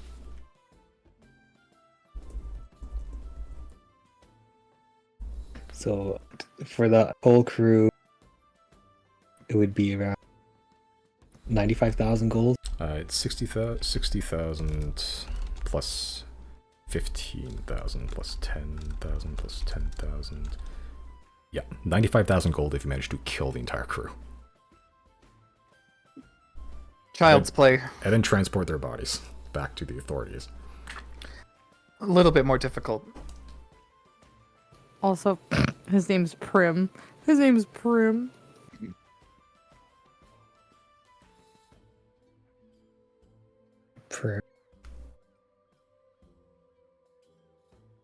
Well, he's not very proper, is he? Look at all these charges. Also, I'm surprised they have the wanted posters for them up. Do they just not give a shit? Like, whatever, we fucking run this place. Yeah, they're in a pirate haven. It's a leaderboard. It's a speedrun leaderboard. Oh, okay, I see. Oh, so it's like literally One Piece where it's like, holy shit, my bounty went up. Let's fucking go. Pretty much, yeah. Okay. Yeah, everyone below them is like the twins are 10,000. Giskin is 60,000, which is like fucking super high compared even to like his lieutenants. Everyone below, like the highest you see is like 5,000 after that. I think even your guys' bounty was like 10,000 or something like that. But it's not here any longer. You don't see. And that was 10,000 collectively for every Zodiac, right? If I recall, yes. Fucking lowballing us.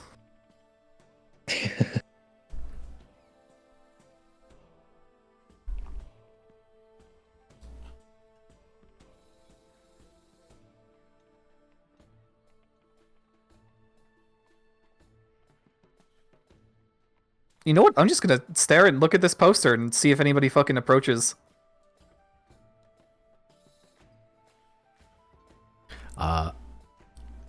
Make a vibe check. Just generally a vibe check. Sure.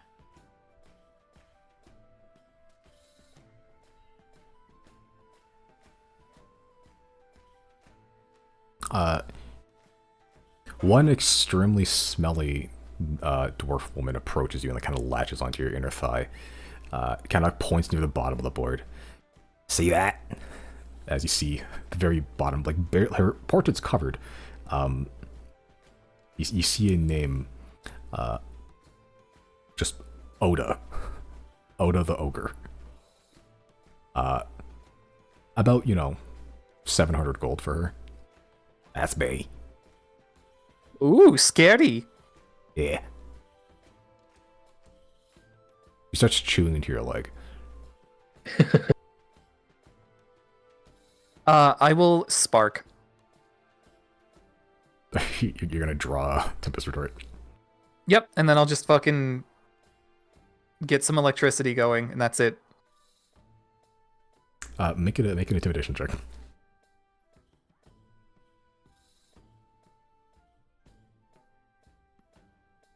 Okay. Yeah, that's enough to get her off your leg. Her saliva is already on your pant leg, unfortunately. I'm just gonna use Tempest Retort to dry it off. It dries off the liquid part. There's another part? Unfortunately, the solids in her teeth are still latched on, and it seems to be some sort of like crusty brown substance that you're not sure exactly if you want to know what it exactly is. Well, I'll be taking a dip in the ocean later then. Yeah, but as she sort of backs up. Alright, jeez. Chivalry is dead. As she begins to walk away and stumble away mostly. I'll turn to see it. Do you think chivalry is dead? She kind of looks a little bit.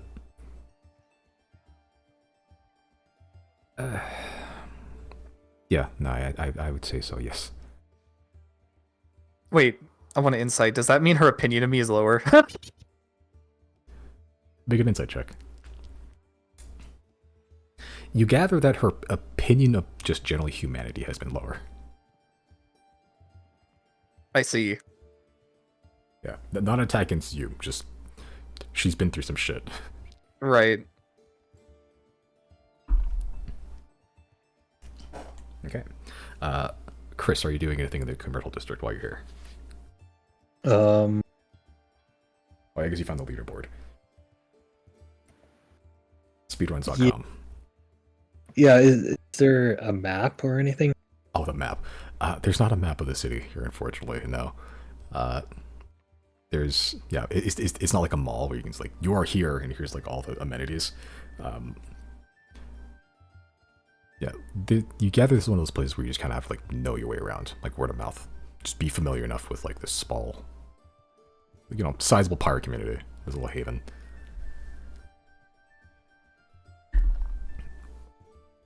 I guess I'll just kind of wait around then. Okay. Zero, you're following this woman? Yup. Okay. How long do you want to follow her, just until she arrives at a destination? Yeah. Okay. You follow her for about 15 minutes or so. She makes it back to the district you're just at, actually. I guess I can use your tokens again. I'll be right back. Okay. She makes it about here. Oh, I forgot to mention. I guess I'll tell him when Brandon gets back. Zero, you kind of follow this woman.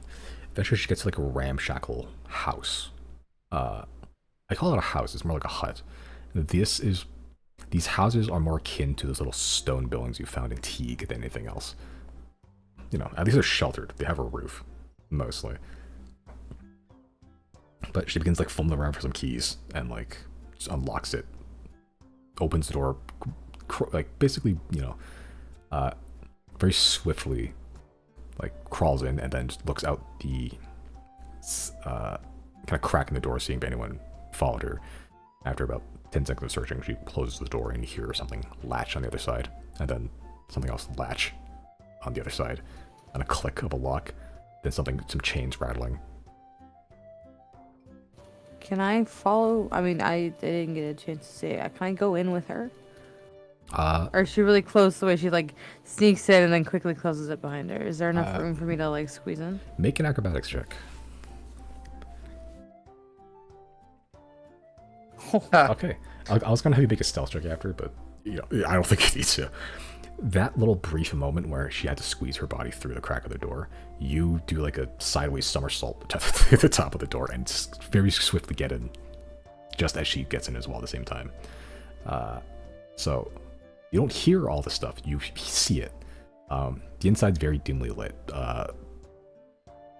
It's not even lit by a light inside, it's lit by the cracks in the wall and the roof itself. It's structurally sound, but it's, if it somehow rained inside here, it wouldn't protect. I think there's a rock roof above. But you see her lock like several different locks and latches. There's like a wooden bar that she moves in the way. There's like a chain that she wraps around the handle that like lashes on like a hook on that's attached to the door. 2 extra locks, like deadbolt locks that she locked on. Inside the very sparsely set up hut, you see a single bed. You see a, like, it's kind of smells in here. There's a shit bucket. You see a table that's like kind of covered in like dried blood. And also there's like a plate there and like a spoon. You see what looks like a kind of like a small shrine, almost. It's like almost like on like an end table. There's like a very shittily drawn portrait of what looks like kind of like a kid. Yeah. Okay, back. So Welcome back. How long have we been here on the island? total, probably about half hour. Okay, so about another 30 minutes of my visibility. Okay. From inside here, how high are the ceilings? If you were to jump, you could touch the ceiling. Like, it's probably like 9 feet tops at the tallest point. Still pretty tall. 9 feet ceilings. Oh, sorry. 7 foot ceilings. That's still pretty tall. Okay. No, 7 feet's about. Some people are 7 feet. Yeah. That's the tippy top of this building is 7 feet. Okay. I'm already in here.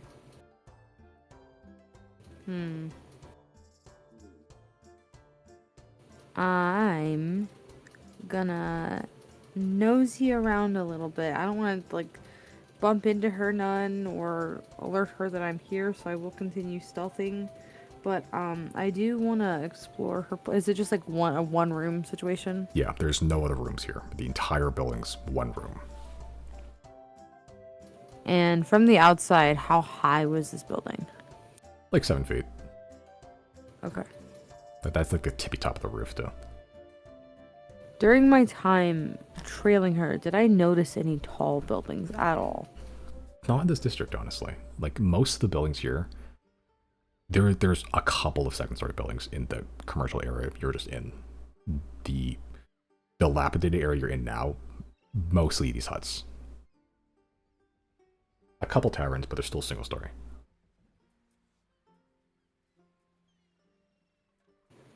Okay. Since I've been here, have I seen people exchanging just traditional, like, gold, money, stuff like that currency? Yeah, it's yeah. Okay. I'm going to, if I stand in front of the door, I would still be close enough that she'd hear me speaking, right? Yeah, the footage of this area is like, on a battle map, it would be like 2 squares by 3 squares. Okay. Then I am going to take... How much money I got? I really don't have that much money anymore. Oh, I'm spending money. Hold on. Okay. I'm going to take out 20 gold and I'm going to put it on. Is there any like little offering plate or something at the little mini shrine that she has put together? Something there for holding things? Yeah, there's a little like small like tin saucer. Looks like it has crumbs in it. 20 gold's a lot of money, right? Like if I tried to put 20 gold there, it would just spill over. Not a pouch. Okay. I'm going to put a pouch of 20 gold on that little table. I'm gonna wait to see if she notices it. She is like well, make a stealth check actually. I'm not gonna be sneaky about it. Like I'll stealth like walking wise, so I don't like bump into her or anything. But I'm going to just drop the 20 gold on the table, like not from a super high height, but enough that she hears like the coins clattering. So I'll roll for stealth. Okay. Yeah, you don't have an issue getting to the little shrine at all. Only literally a couple steps, but she has, for next minute, like unpacked all the stuff she had. Oh, I say unpacked. She dropped it on the floor at the foot of her bed. The fish still splashing in there as she kind of just sits on the bed, sighs, and like tries to go to sleep, and like turns her back towards you. The moment you get close and drop the coins on the nightstand, where the shrine is, and it clatters, she immediately jumps up, pulls something from under her pillow, looks like that same gutting knife, and like just looks around, basically, but sees nothing. You're invisible. I'm going to speak softly and calmly to her, and I will say, I'm sorry that my party member has involved you in this to any extent, but unfortunately we do need a bit of help, just a little bit. Would you be so kind as to answer a few questions for me? And I'll be out of your hair. I'm still invisible. Make a persuasion check.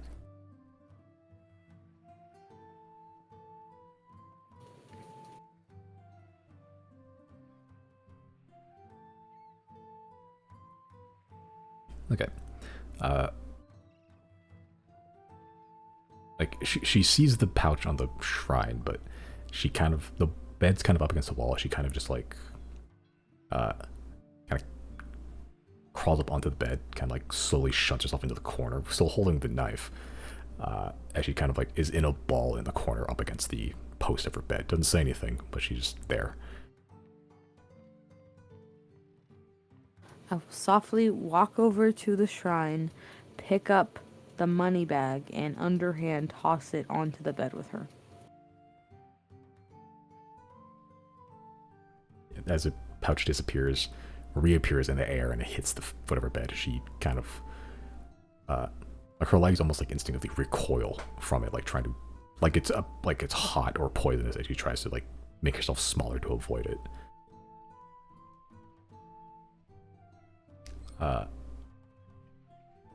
Make an insight check.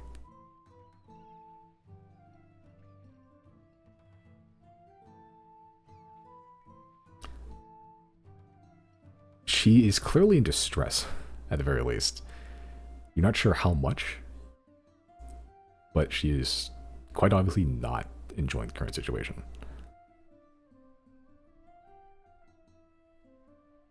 She's still holding the knife, just looking around, not seeing anything. Just leave me alone.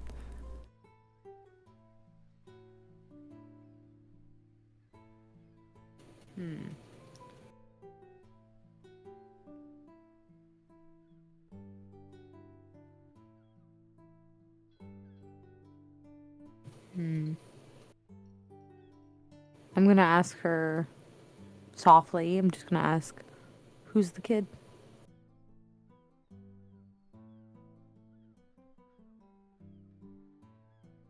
Make a persuasion check.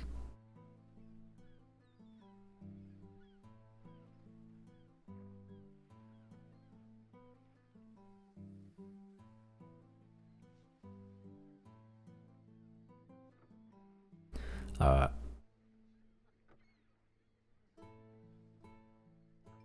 a long pause, knife still in hand, in the corner, still scanning the room,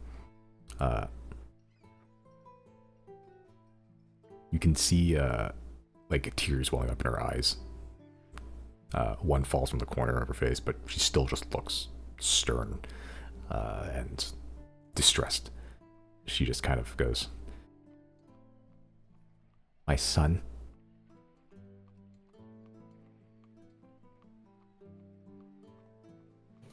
Do you mind if I ask what happened to him? He died. How?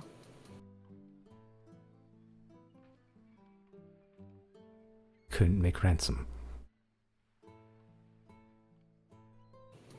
Who held him at ransom?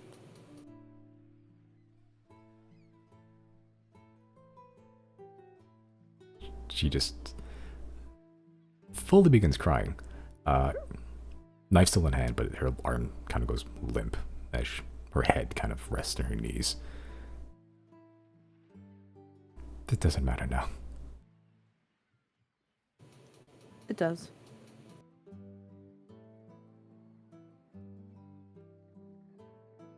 It doesn't. It does to me.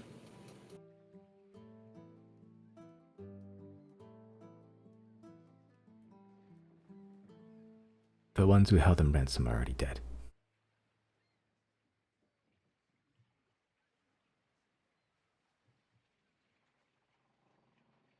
Then I hope it was a painful death for them. I'm very sorry.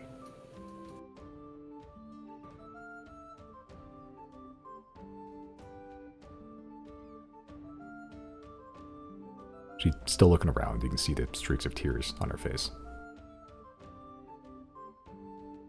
Why can't I see you? Because I don't want you to. Why did you come here? Make a persuasion check.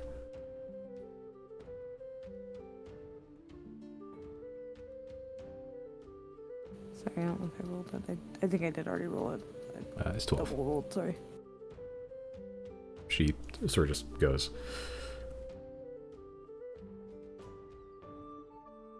"It wasn't by choice.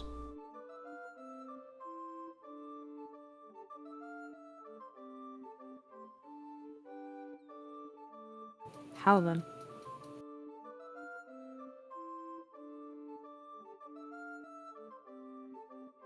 I was kidnapped. By the same people that had your child. No.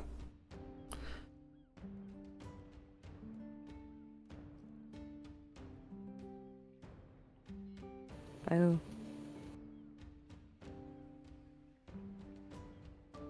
They're dead too.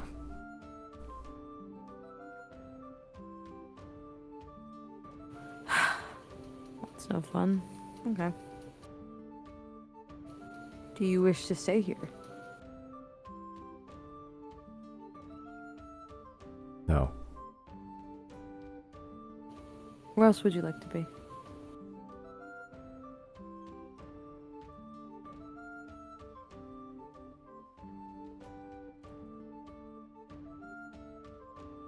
Fairhaven. Do you know anyone there?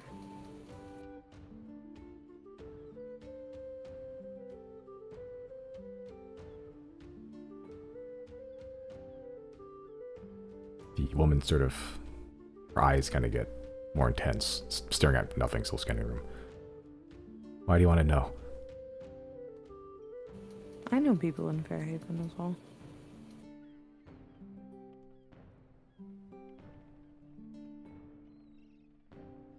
Nobody I want dead.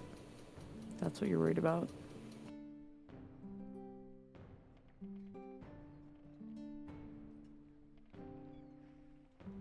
My grandfather. If he's still alive. Can you say this woman's kind of old? Yes. Rather unlikely. And she's human, right? Yes. Yeah, that GG is dead. May I ask his name? No. I might know if he's alive.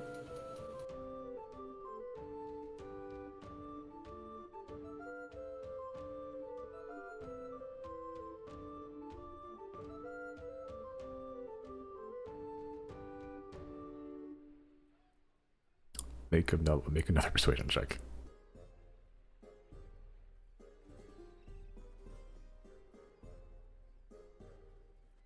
You can see her visibly, like physically climbing up now. Like she's now bound tightly in that ball. Knife still in hand, and she doesn't say anything else after. Guys, hear me out. Yeah? We save her from here. We take her to Fairhaven. We give her a lump sum of several hundred gold, and she adopts our kids. Interesting. She adopts our kids from the orphanage. Or Like at least Ort. helps work there anyway. Something of that nature. I'm very willing to rehome this woman. I mean, so was I! Yeah, you came off weird, man. What the fuck? No, I didn't. You bought 2 fish and it's like, all right, listen to this. We're revolutionaries. Yeah, you start reading her mind, man. I'm not Okay, saying I'm fine. doing it much better, but I mean, you already set the stage for me, so. Alright, fine. Can I try? You're nowhere near here. Go away. Do not come here. Okay, I will say to her, if I survive, then I promise you, for your troubles, not just caused by my friends and I, but by what the world has done to you, I would like to have a hand in relocating you to Fairhaven. It's much safer than it used to be last I checked. And I know a few people there that you might like to meet. And I really don't want to let invisibility drop yet, because how much time do I have left? Like, what, like 20 minutes? Give or take. Okay. I'll go ahead and I'll drop another, like, can I retcon instead of 20 gold I gave her 25 gold, so I'll drop another 25 gold for a total of 50 gold. Sure.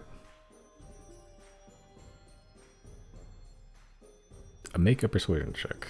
One final persuasion check.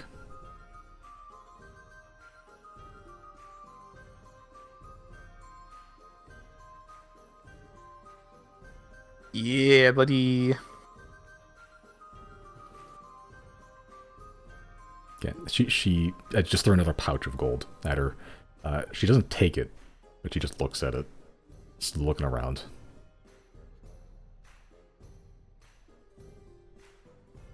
What do you want to know?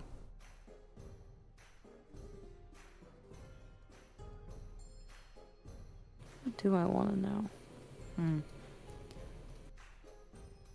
Well, we're staking out for some time. Do you know of possibly an abandoned building or somewhere high with a good vantage point over the bay? Something very specific that I don't expect you to be able to help us with, but that's really all I need right now.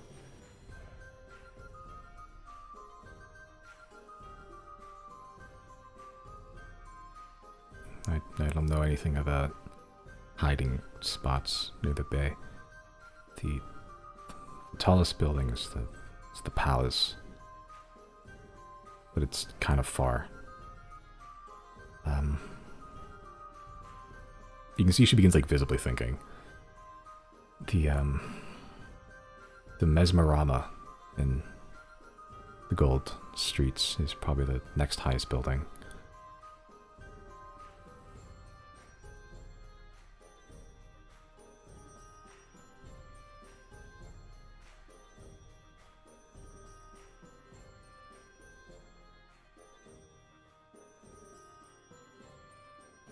Alright.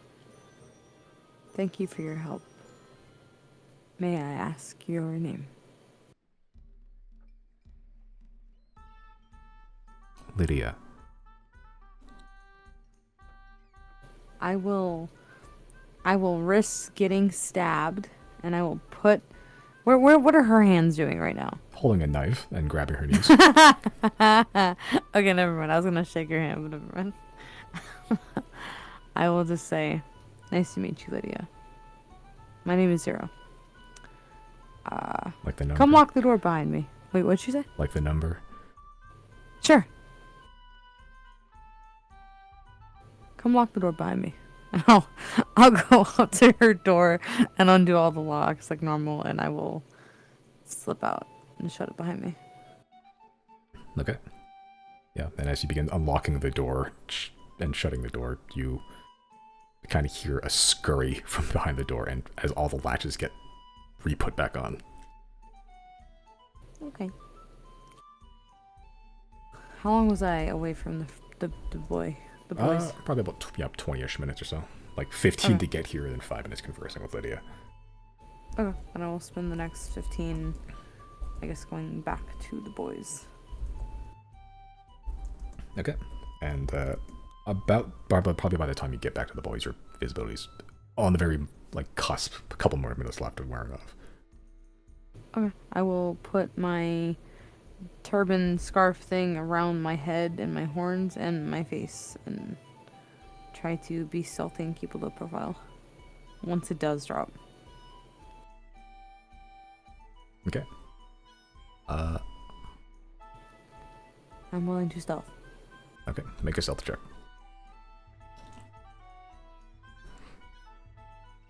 Oh. Sure. Yeah, as visibility drops eventually. You're covered up enough, but you're also kind of you're not as clean looking as Riley. Riley has a very pure aura around him, I think. Whereas you have the vibe of a criminal. So you can semi blend in. Riley's best attempt at being an edgelord is that one SpongeBob scene where they're on a roller coaster and the smallest bump of their life. Well, what's the fucking club? It's you have to be the toughest guy to get in here. Yeah, how tough are you? No, I was thinking about something else. I once fished with a trident. Yep, Mills got it.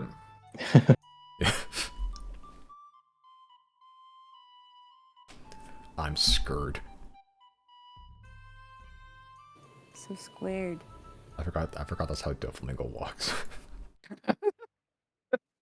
Big Mills was step. like, I wonder how a pirate walks, and that's what I responded with. Insoles forward.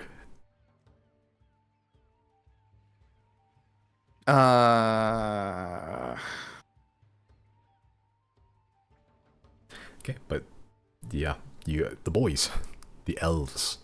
You have about 15-20 minutes around here. You want to do anything? Not particularly, no. Yeah. Yeah, nothing too much. I guess I'll just kind of look around to see if there's any events happening. A couple fistfights happen, and no one really stops it. You're pretty certain one of the 3 fistfights happened. One was pretty brief. One was pretty violent. The third one, someone may have died, and they just got hit really hard. Their head collided with the floor, and they just haven't moved for probably about 10 minutes. He may be dead, but no one seems to really care. A couple of people do approach you asking if you're, selling your services or your bodies. I'm assuming you turn them all down. Yeah. Some people come up to you advertising their stuff. You see, probably a kid of 13 years holding 3 guns in his arms. Firearms. They're pretty worn. Kind of like a 13-year-old like dwarven girl, just walks up. Hey, you looking for some straps? Some pew pew bang bang? Depends on price. Each one of these 50 gold. What are they specifically? They're pretty shoddy handguns, pistols. Yeah, Riley will take one. Yeah, as you hand her 50 gold, she just takes one, basically tosses at you. Then once the transaction's done, she just ignores you entirely, turns to Chris.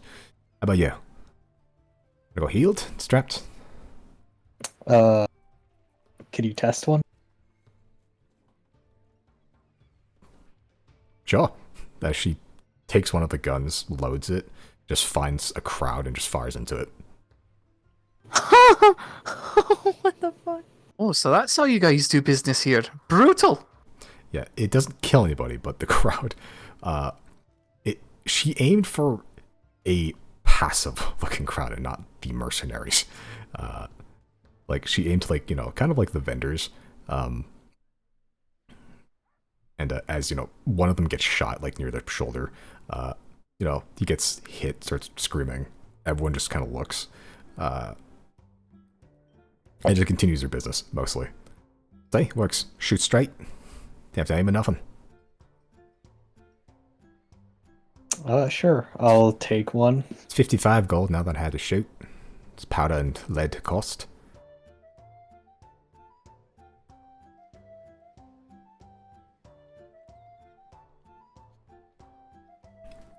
Paying your 55 gold? Yeah. Okay. 55 gold. She gives you the gun she just shot. You both add 2 shoddy pistols to your inventory.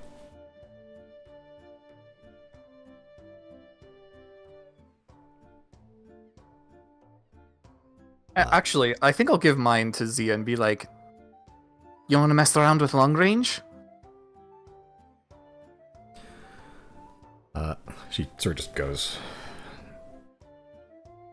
Sure, I mean, it's better than this rusty scimitar.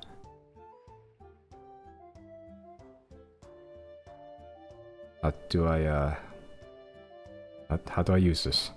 So I think what happens is you load it with like ammunition, and then there's like a barrel there, and you spin it or something to load the ammunition into the chamber, and then there's like you pull a trigger and it fires it.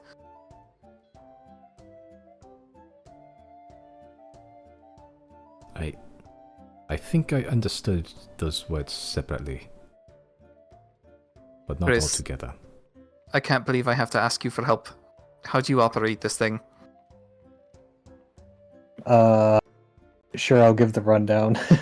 Okay. As you give the rundown of like the parts of like a flintlock, you know, just like the general premise of it, and just you try to, like, you know, gloss over like the nitty gritty of the chemical stuff involved, but like the basics of loading, basically, you know, priming it, throwing the powder in, all that stuff. Make sure not to throw in too much or it'll detonate in your hands. As you're kind of like giving that pistol an example, like it's not great looking. It does look cobbled together. Like a lot of the pieces weren't specifically made for being part of a gun. It looks like it was made from like other scrap pieces that they just put together. You're not sure whether this girl made them herself or she found them. Yeah. All the while, the chorus of someone screaming from being shot is. Riley will go fix them up real quick. Yeah, he's good over it. He seems to be being tended to by some like halfling, like older wiry halfling looking dude, just kind of like stitching up the wound. Yeah, but is it magic though? No. Riley's gonna magic it. He'll just healing word level 1. Yeah, as you just walk up and just do healing word, the guy that's stitching up the wound sort of looks at you. You are a disgrace to medical practitioners everywhere.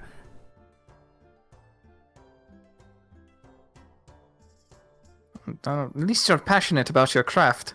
I am. And you shortcut your way to it.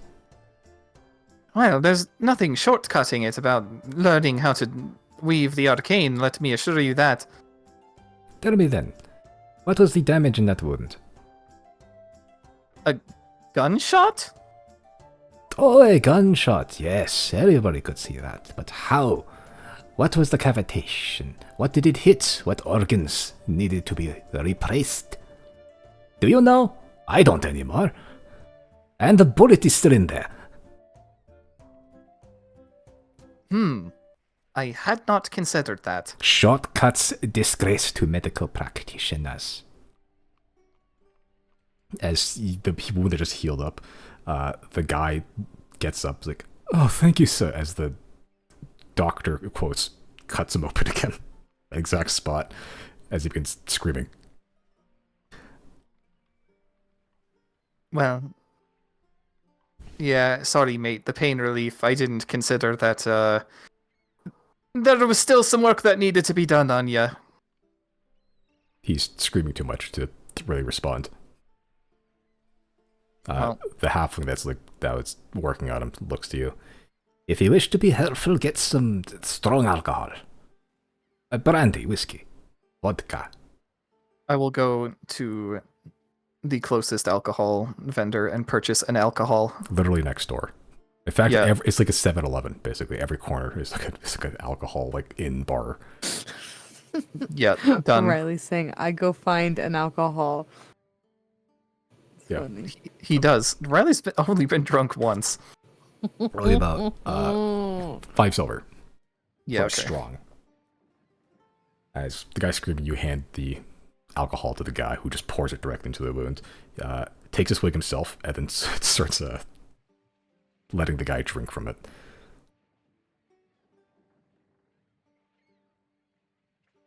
Yeah, and over the next probably like 15 minutes, the guy very roughly just pulls like a flattened lead ball out of this dude's shoulder and begins stitching it up slowly.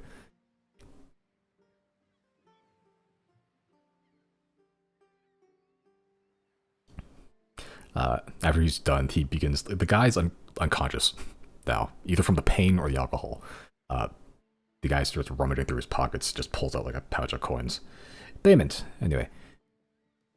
As the doctor, quote unquote, completely ignores you now and starts looking for other injured people around. He spots the dead dude on the floor. Just checks his pulse. Just goes, "Bah," and then just walks away. Wait, payment? Yeah. Who's he paying? He took the guy he was working on. He just rifled through his Oh, pockets. okay. I see. Yeah, fair enough.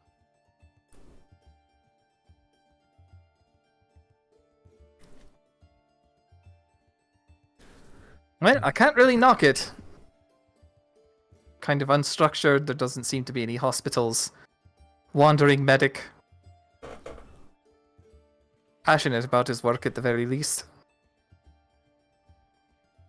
So, Eventually, Zero does come by. Not invisible, just, you can tell because the all-black edgelord horns, well, covered up by the turban. what's the sitch, Zero?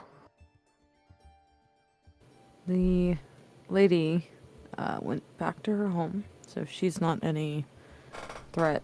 But I do want to consider stopping by her place once we're done, or collecting her. She would like to go to Fairhaven, and she's had a very tough life. I feel like most people here have had tough lives, but Fairhaven is super doable. Yeah. As for any vantage point here in town, Summon, what's that place called? The M. It started with an M. The Mesmerama. I probably should have asked her what the fuck the Mesmerama is. Fuck. Okay. I will say to Riley, she suggested a good vantage point could be from a place called Mesmerama in the Gold Streets. No idea what that is, but first place you said was the palace. That's not gonna happen. So Well, given how much better this area looks than all the rest, I would assume these are probably the gold streets. Which means that the tallest building is probably... Is it this? The most buildings around here, at the most, is like 2 stories. There's a couple of them. Not a lot, honestly, but a couple. Is the map supposed to be blacked out? Nope. No? I'm just lazy. Oh, okay. Oh, no, I just wasn't sure if Riley... Or I guess Riley doesn't know where things are. I'm sorry. Yeah. In-game wise, you have no idea where any of these things are. You know the Mesmerama is in the gold streets. You don't know where the gold streets are. I'm going to... I do... Okay, now that I'm like out, I want to see if I can find any thieves' cant anywhere. I don't know if there would be a need for any necessarily, but if I might find any thieves' cant in this... What are we near? Like a plaza type of thing? Yeah, it's kind of like a hub of commercialism, basically. Okay. There's mostly shops and everything, and like advertisements. People yelling mostly. A couple stalls with like makeshift like A-frames and like tents, but like a few buildings with taverns, inns, bars, the general goods and wares and services. Can I look for thieves' cant, please? Sure, make an investigation or a perception check. Fuck you. You know what I'm thinking. Don't even ask me dumb questions like that. I'm sorry. Oh, excuse me, princess. Yeah, there is thieves' cant. Most of it doesn't mean anything. Well, nothing important. Some of them are just like fucking for a good time, call Stacy. Like that stuff. Good for Stacy. Like hearts, or the symbol for like literally the word for thieves' cant for heart, mostly used for assassination stuff. Aim for the heart, but like thieves' cant heart, and it's just like Troy and Lavenda forever. And then below that, it's like go fuck yourselves in thieves' cant. And then below that is like it's like me and Troy broke up. Someone kill him. And then below that is like an advertisement for an assassination, like guy. And then below that's like a bloodstain.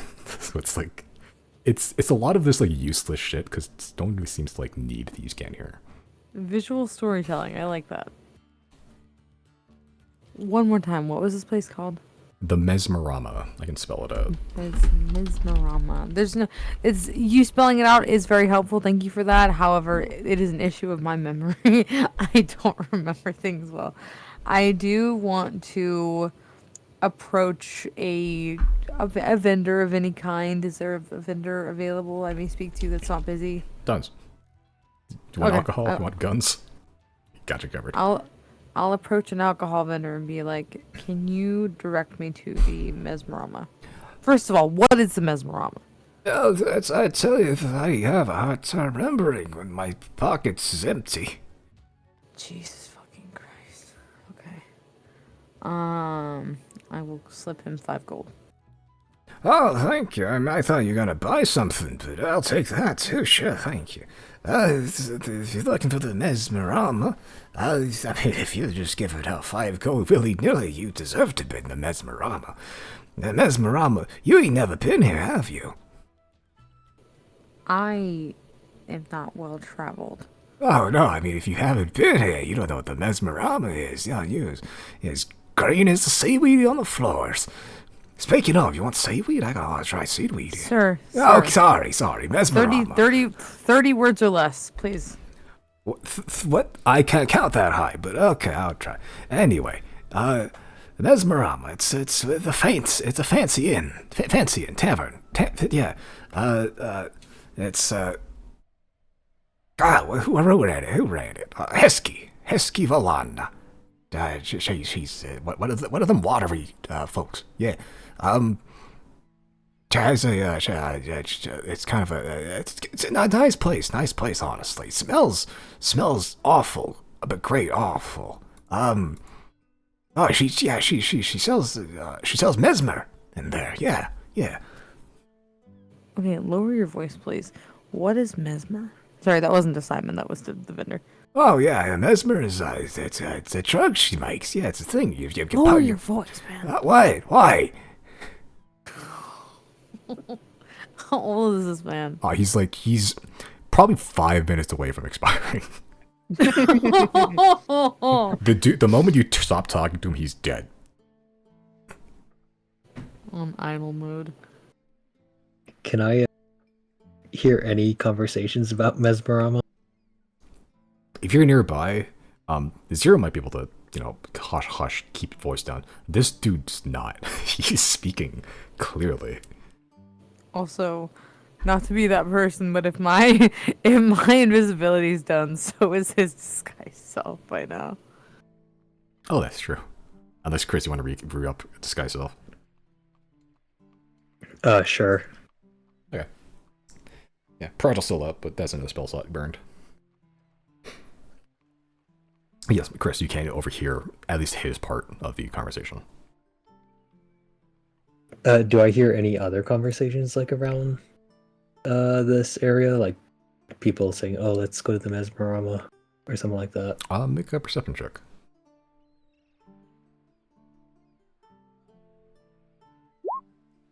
A few people, especially around this commercial area district, a couple of the well-armed guys are talking about, like, taking a load off at the Mesmerama, and then some of the people are like, I don't want to be catatonic for an hour, I'm going somewhere else.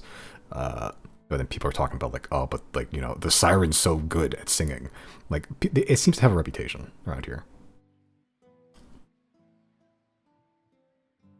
Oh, I'll turn to Riley and Zero and say, those people are saying they seem to be going to the Mesmerama. Well, if that's the case, we should trail them. Yeah. Yeah. As you turn to trail the sorry, are you still talking to this guy, or you just want to go follow these people?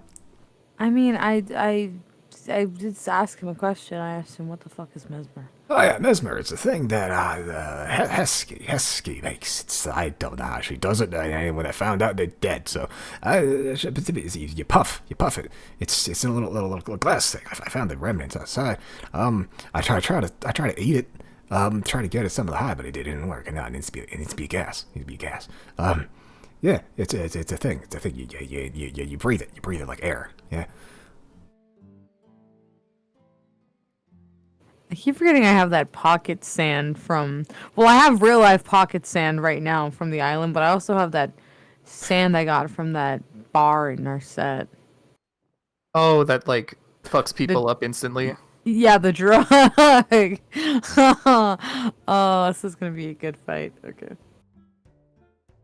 Okay, then I guess after he answers that, I will rejoin the party, and we will follow the homie to Mesmerama. Okay.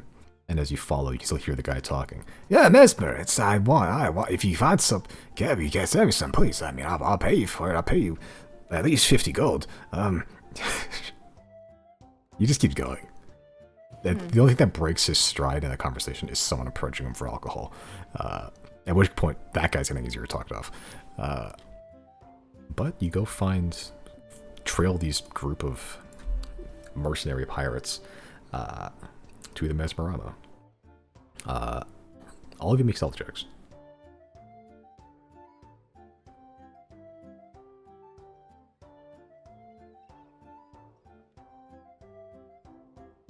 Ouch. Oof, as the kids say. It's fine, I'm getting carried. Forgot we had that. Okay. Yeah, there's a couple close calls. As you guys are trailing, I'll put you guys back in the ocean while you're together. Oops. Why are you doing that? What the fuck? How did... Man... Whatever. You guys are fine. You guys are fine there. I'll use Giorgio token.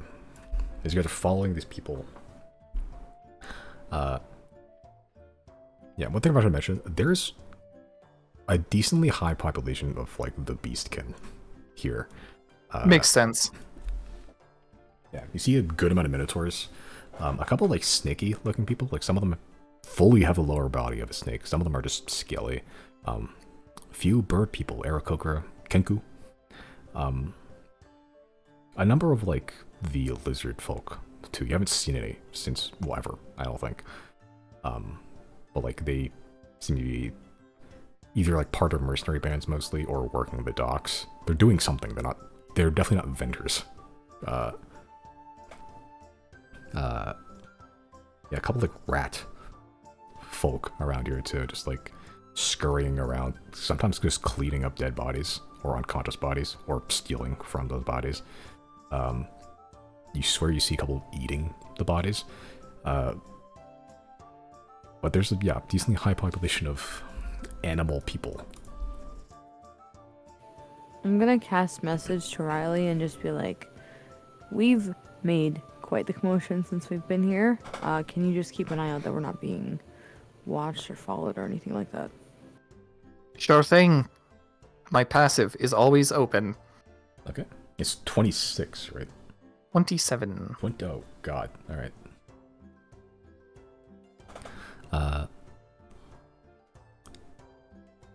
Yeah, just keeping an eye out for anyone following you. As you're following these people, there's a couple of close calls where you think you're going to get caught, but you kind of like blend into the crowd, start pretending like you're betting on some of the fistfights that happen, and then they just continue walking. But eventually you find yourself to the Mesmerama. It looks like to be a 4-story building. More of a tower. It was hard to kind of see at a distance, but as you're getting closer, it's elaborately painted, actually. The outside is a veritable kaleidoscope of colors. Compared to the drab brown gray most of the town is made out of, save for the Coral Palace back there. This is probably the only other building you've seen that has any splash of color. And it's an art piece outside, like wave-like paintings of like blue and orange like clashing together. You see a couple like purple like sunsets that fade into green. Below, like sharp crystalline seaweed of like black that like slowly filter into white light that curve around the entire building and like form a yellow sun at the very top. It's, I'd say beautiful. It is beautiful in its own way, but it's kind of gaudy also. But the outside, the front door is just not a basic wooden door. It's like curtains with little beads interwoven in between the fibers. And at the top, in a big arch, it just says Mesmerama in like just wooden, and like a wooden plaque with like a silver filigree kind of outlining the letters. It's also flanked by 3 Minotaur guards outside. One of them is very much bouncer mode. Shirtless, kind of like brown fur, like kind of oxen like horns, arms crossed, stretching the biceps out. The other 2 straight up have like axes and guns on them. It's a high class place. Oh, high class. It's a wealthy place at the very least. For this place, yeah. For this place. You see this group as you kind of walk in. They seem to be exchanging some conversation. They all search for something, don't find it. You see the Minotaur bouncer like unfurl their arms, like beat the shit out of him, and then they just throw money at the guy. Dude takes it, passes it to someone to the inside of the door or the curtains, and then steps to the side as they get allowed in.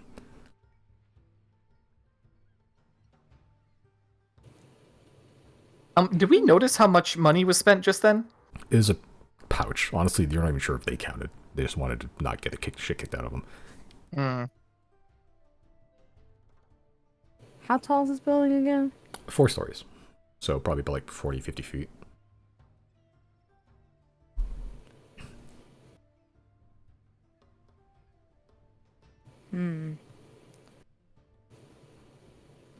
Riley, do you mind if I lead this one? No, go for it. Yeah. Do we want to try to get a place to... Actually, I'm not going to ask that question because I think it would be beneficial not to just hide outside. Maybe get a place to stay for the next few hours that we have here. Let me see. Okay, I will Riley, okay, I will ask because I don't want to just assume. Were you cool with staying here for a little Why bit? wouldn't I be? I don't know. You didn't want to go to the other fucking shady, fancy place that was in, what was it, Life Out? Well, Lipat's a bit different. They took our fucking shit from us. This one might too. Well, Okay. go find out. Okay. So, I will walk up to the door with the bouncers. As you walk up to the door, the dude's already like body blocking the front curtains already. As you approach, are you all approaching or just Zero? Just 0 for now, I think. Okay. Yeah, as you approach, the Minotaur just looks at you and says, "Membership." I will pull out a pouch of 50 gold and hold it out to him respectfully. Yeah, as you basically fully bribe this guy, doesn't really seem to care. Just takes it, still looking at you, kind of like palms it a little bit, feeling the weight. He takes it by the like top drawstrings and just hands it to someone on the inside and steps it aside. Okay. I will hold eye contact with him, and I will nod and gesture for Riley and Chris to come along and Zia to come along. But I'm gonna hold eye contact with him. With the Sure. Minotaur. Okay. Okay. And as you all scurry from the shadows and follow in with Zero. Yep. Okay, Zero, you're kind of just like holding the door basically open for them for now? or- Yeah. Yeah. Okay. You hear the Minotaur snort a little bit, like, and you see basically steam come out of him as he's looking at you, kind of slightly annoyed, but doesn't stop you. As you all filter into the building, through the curtains, you see the inside seems to be, it was a little rat man on the inside, spectacles, like sitting on a very large stool with like a book, as that was the guy taking the money. But the inside, you immediately get hit with the smell of flowers, but not quite. It's like flowers mixed with, I want to say like acetone, like this chemically burn. It's not quite strong, but it is pervasive. It's like this ever-present tingling at the back of your sinuses, almost like you want to sneeze, but it's sweet-smelling. It's a veritable, colorful, gaudy explosion of every hue and saturation imaginable in here. There's like little like sitting pillows around small, like ankle-high tables, almost like a little recessed, like portion in the center. You see a lot of people laid out in the center of that. Actually, there's a bar to the left, made of like a fine dark wood that looks like it was kind of carved out of like the bottom of a keel of a ship that's been like very meticulously smooth, sanded, and oiled to make sure it's usable. You see a number of like staff members. The only people that are uniformed in the entire place, actually. Little bow tie, like black vest, white shirt. Not all of them wearing pants. Kind of like bringing drinks and everything on like silver trays. And it has that sense of kind of like the facade of being high class, if that makes sense.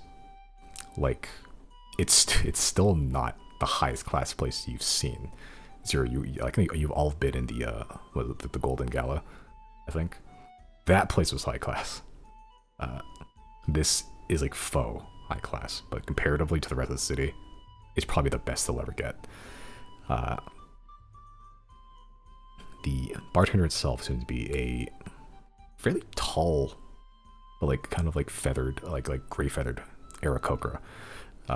This bird man that's kind of like, you can just very narrowly see slits for eyes, like very much Brock from Pokemon. Like gray feathers. You're not sure whether it's like owl or eagle looking, but elderly looking at the very least, and it's just slowly polishing a glass calmly. There's like stairwell or stairs that kind of curve around the entire circumference that go upwards to all 4 floors. Some people are on them on like little like small verandas, catwalks. Some of them people just making out on the railings. You assume those lead to rooms or something else, VIPs, possibly. But the main floors need to be where you are, first floor.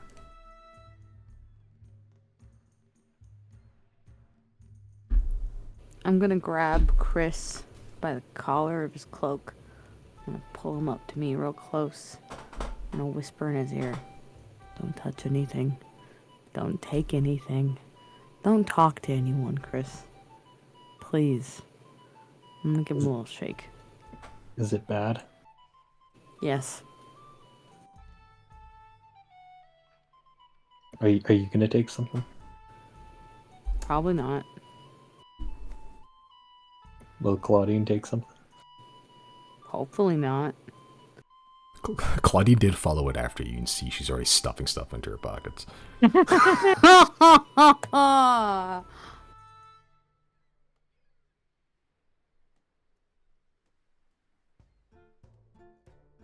Don't touch anything, Chris. Don't take anything anyone gives you.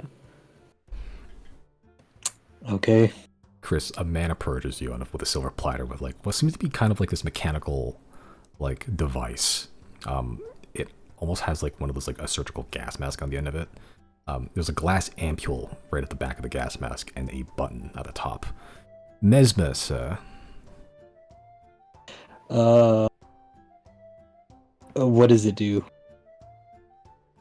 It enlightens the mind but dulls the body. It enables you that feeling of effortlessly floating through a calm wave through all storm. You are seaweed, drifting in warm tropical currents, or perhaps a grain of sand just drifting along the bottom of the ocean. I prefer something a little bit more chaotic. Chaotic? Something that doesn't necessarily dull the body. But hyperstimulates it. Outside the eye of the storm, the hurricane, you are tropical winds, the tsunami. I understand. Thankfully, Mesmerama has this covered as well.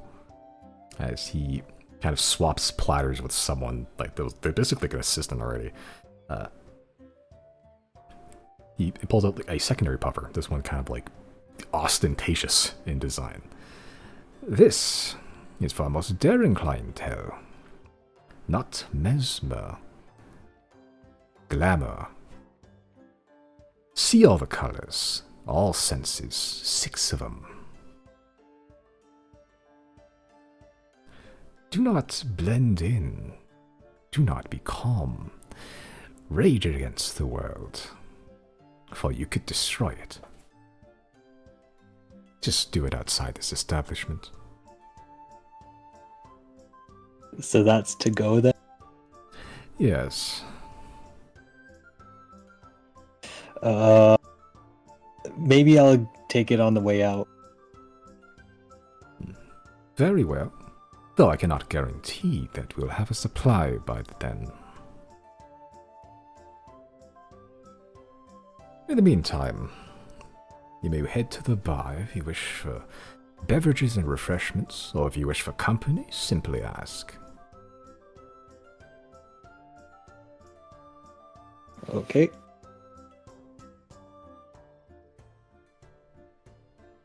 As that man walks away along with his assistant. But the bottom floor of Mesmerama is yours. What would you like to do? Unless you guys want to take a break to pee.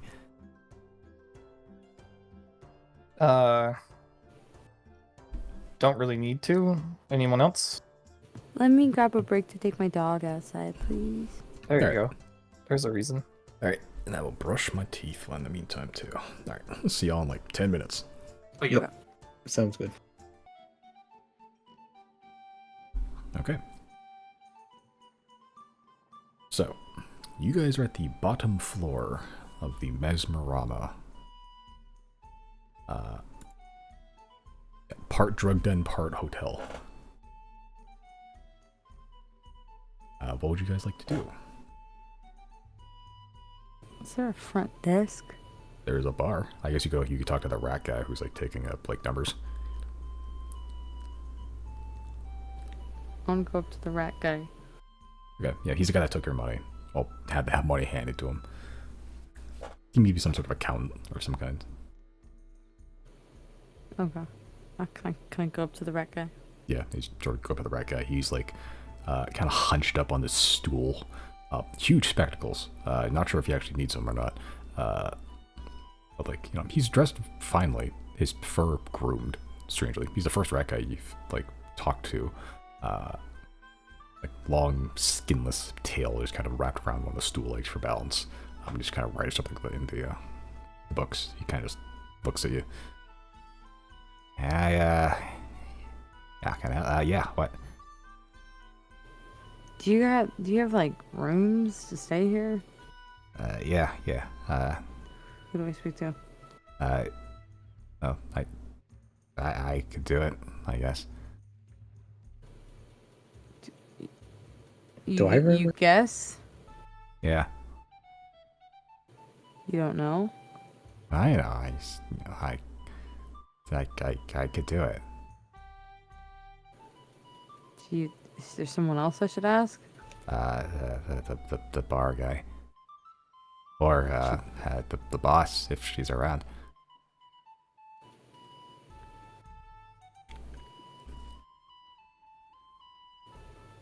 Would you prefer I ask someone else, sir? Yeah. What are you doing? Numbers. What numbers? They, bookkeeping. Yeah? Yeah. Can I insight check that? Make an insight check.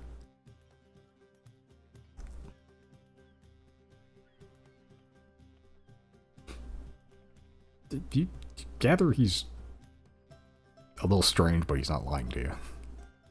Okay. I will just shrug him off and I will go speak to someone at the bar. What were you gonna ask, Brandon?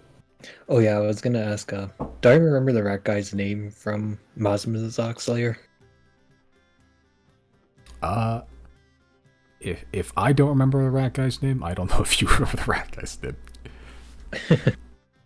Yeah, I don't know if he gave it to me or if he was just around. I generally don't remember if there's a rat. Oh, was there a rat guy? Oh, there was a rat guy. He was like in the thing. Yeah. Yeah. He was actually the good guy. Yeah. What the fuck was his name? It's gonna bother me now.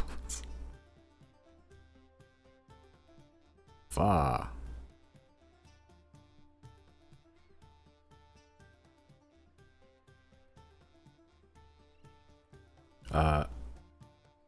Oh yeah, Takash, I believe. Oh yeah. Yeah, Takash was, vermin male, Nash null male, Mungle, or ochre male. Yeah, Takash. I'll go up to the rat guy and ask him, "Do you know Takash?" The rat guy sort of looked at you. No. Okay. Why? He was a friend. I don't know your friends.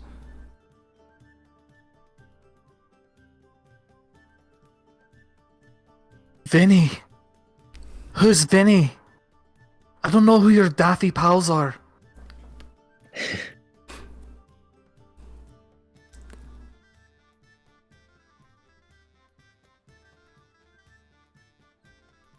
Alright. Where you guys want to go? I'm just gonna follow Zero into whatever room they get. Go to the bar. Okay. Yeah, head to the bar. The Aarakocra gray very elderly Aarakocra. Oh wait, I have a question. Yes. That guy with the drugs walking around, is he just like passing by us still, or is he in arm's reach at all? He's around. Is he within sleight of hand distance? Not currently. I don't know. Okay, sorry, I interrupted you. Yeah, if you wish to talk to the bartender, this elderly Aarakocra dude with like slits for eyes. You're not sure whether he's unconscious, sleepy, or just has narrow ass eyes, don't see anything.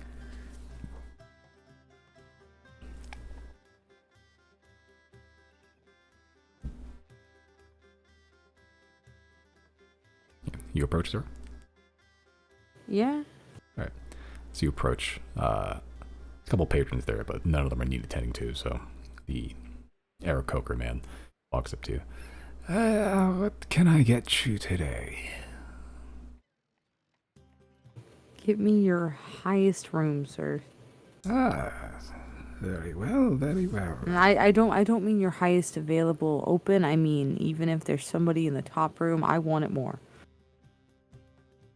Ah, the very, very tippy top of the building. That's what you wish. Yeah. Well, I will have to ask Miss Valana if she would like to move out. Who's that? The owner of this establishment. Okay, never mind. Don't ask her nothing. Okay, second highest room. If you wish, I could ask her. Is that something she normally does, or is that where she stays? No, but Miss Valana is quite amenable to especially high-profile guests. All right.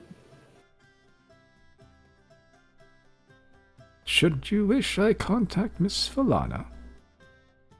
If it's not an inconvenience to her. Very well. He just pulls a rope. Just like that's kind of like a halfway embedded into a pillar, like in the bar. And just waits in the meantime. While we are waiting, should I mix something up for you? I'm gonna turn to Riley and be like, Riley, do you need a beverage? Does your lady coffee? need a beverage? Coffee.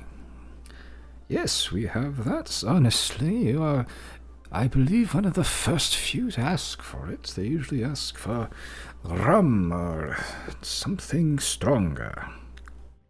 But there's nothing quite like the smell of fresh coffee grounds at the crack of midnight.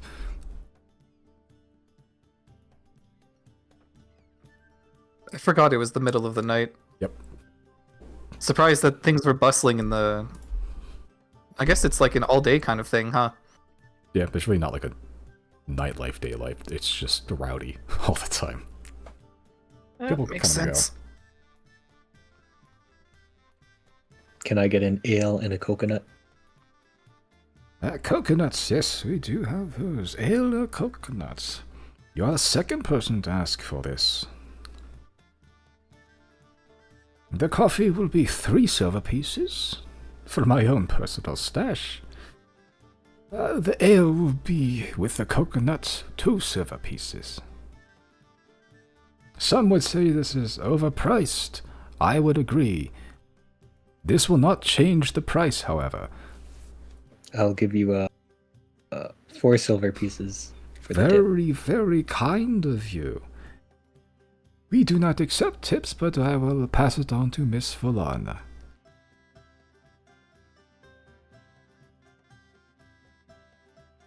So what? As the owner of this place, then, what does she do?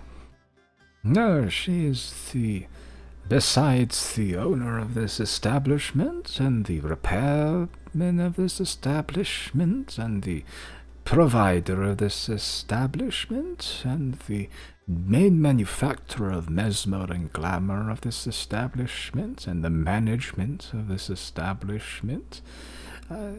She also lives here. So, essentially, she is the establishment. In a manner of speaking, yes. multi-talented, wonderful woman. Is it rare for people to ask for the highest room? Most people don't ask for rooms at all. They have their own on the ships. How cramped they are, it is familiar. And it seems our rooms are a little beyond the price range of many of the clientele. They prefer to... He points to the little, like, still mosh pit in the center. To take up the center of the floor. Mm. And if they do Like- ask for rooms, it is usually the lower floors, the ones that are a little on the more manageable price range. Off the bat, you group ask for the highest high. What would the price point look like for the highest high? The highest one high night. for one night, the highest high, with all amenities included, would be 50 gold pieces. Oh, okay. Not bad, I think. But a lot of the clientele and the choice of careers, they tend to be frugal. That's not us. We can manage 50 gold. And this is why I offered to allow you to speak to Miss Valana. I sensed you were high rollers. What gave that away? My age, and the fact that you are not currently unconscious in the middle of this establishment.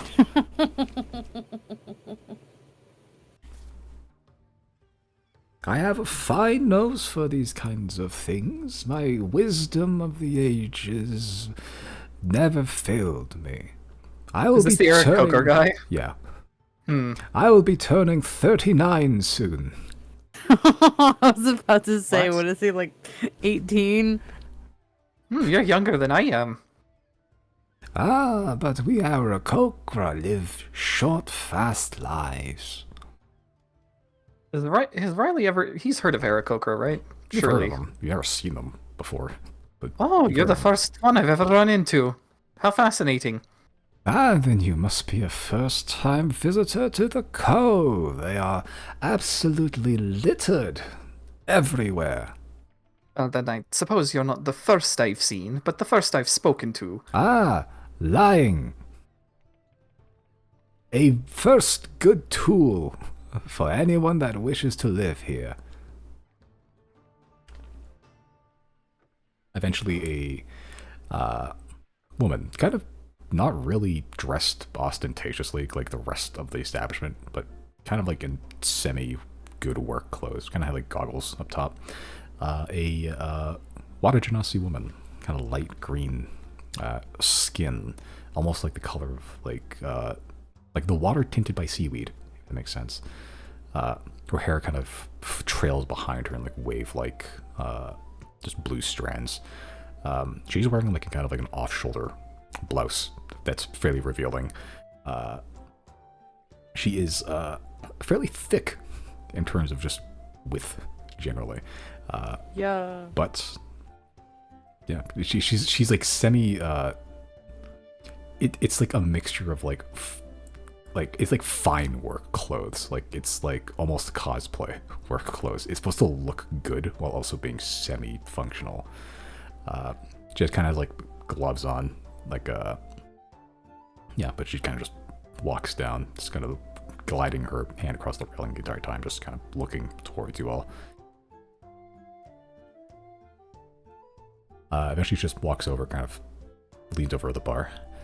Hi, so you guys asked. Hello. Hi, we were hoping to rent out the tallest room for the night here. So my room. Unfortunately, it seems that is the case. Yes, I'm sorry to bother you. Well, I mean, if you're paying for it, right? Yes, ma'am. Okay. Well, one stipulation: I come up there with you. We'll be roomies, I guess.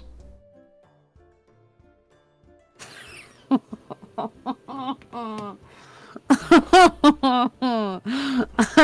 going to turn around and look at Riley. I'm not going to say anything. I'm just going to look at Riley. We are going to be participating in some highly illegal action up there, so I don't know if you want to be around us. I don't know if you know where you are, but everything is highly illegal here. Yeah, I mean, even for the standards here. Okay, are your personal belongings in there? Like, Yes. that's your home? Okay, see, I don't need that. Is there a second highest room? Yeah, I mean, I guess our VIP rooms. Are they on the same floor? No. Hello. They're The entire top floor Sort is mine. It's also off limits to everyone except me. So, yeah. How about this then? Let's go see what the third floor is like and if it fits our needs. Sure. How old is she? She's like not. She's not elderly, for sure. She's an adult. She's like on the younger adult side. She's probably about your age or a little older. Simon, is she hot? Yeah, I'd say so. Cool. All right. All right. That's nice. Yeah. There is deep cleavage going on. Good for her.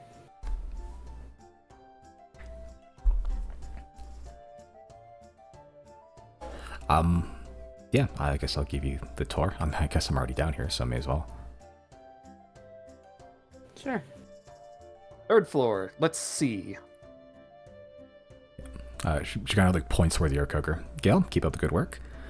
Yeah, all right. You're not gonna rob me up there, are you? No. Okay. I believe you. I don't, but I'll. That's smart. So. Yeah, and she kind of follows you up, or you follow her up, making your way past people making it out.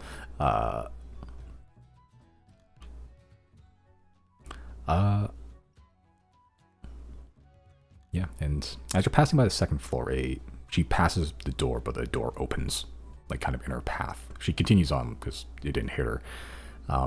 You see 4 people walk out. See a gnome first, followed by a very large orc, both male, in various states of undress. The next 2 people you see are 2 humans. One kind of has, the first one that walked out is female, woman, younger, kind of like long wavy hair. It's like white but orange at the tufts at the ends. And she is, also kind of very states of undress. She kind of looks at you all just because as you're passing by. Her eyes are just like a kind of like pale. Like there's her. She's one of us actually. Her irises have like a pale tinge of orange in them. Chris, you were staring at her poster about long ago. Oh. Shit. The other figure that walks by, also very states of undress, a male, similar facial structure to the one that walked by. Kind of like very stark blue, like light blue hair, kind of tied up in a ponytail at the back, kind of dressing a like hat off the top of his head, eye patch across the left side. There is like faint bits of like sparkle around his head, if that makes sense, like almost like the glitter of snow, but like there's no snow here. Getting dressed, shirtless, just pulling up his pants as they kind of just walk past you. Ew. Who was it? Was it in Bruce that told us they do everything together? Yeah. Ew. I think those are the twins. Don't say that. Well, they certainly looked like the top of the leaderboard, didn't they?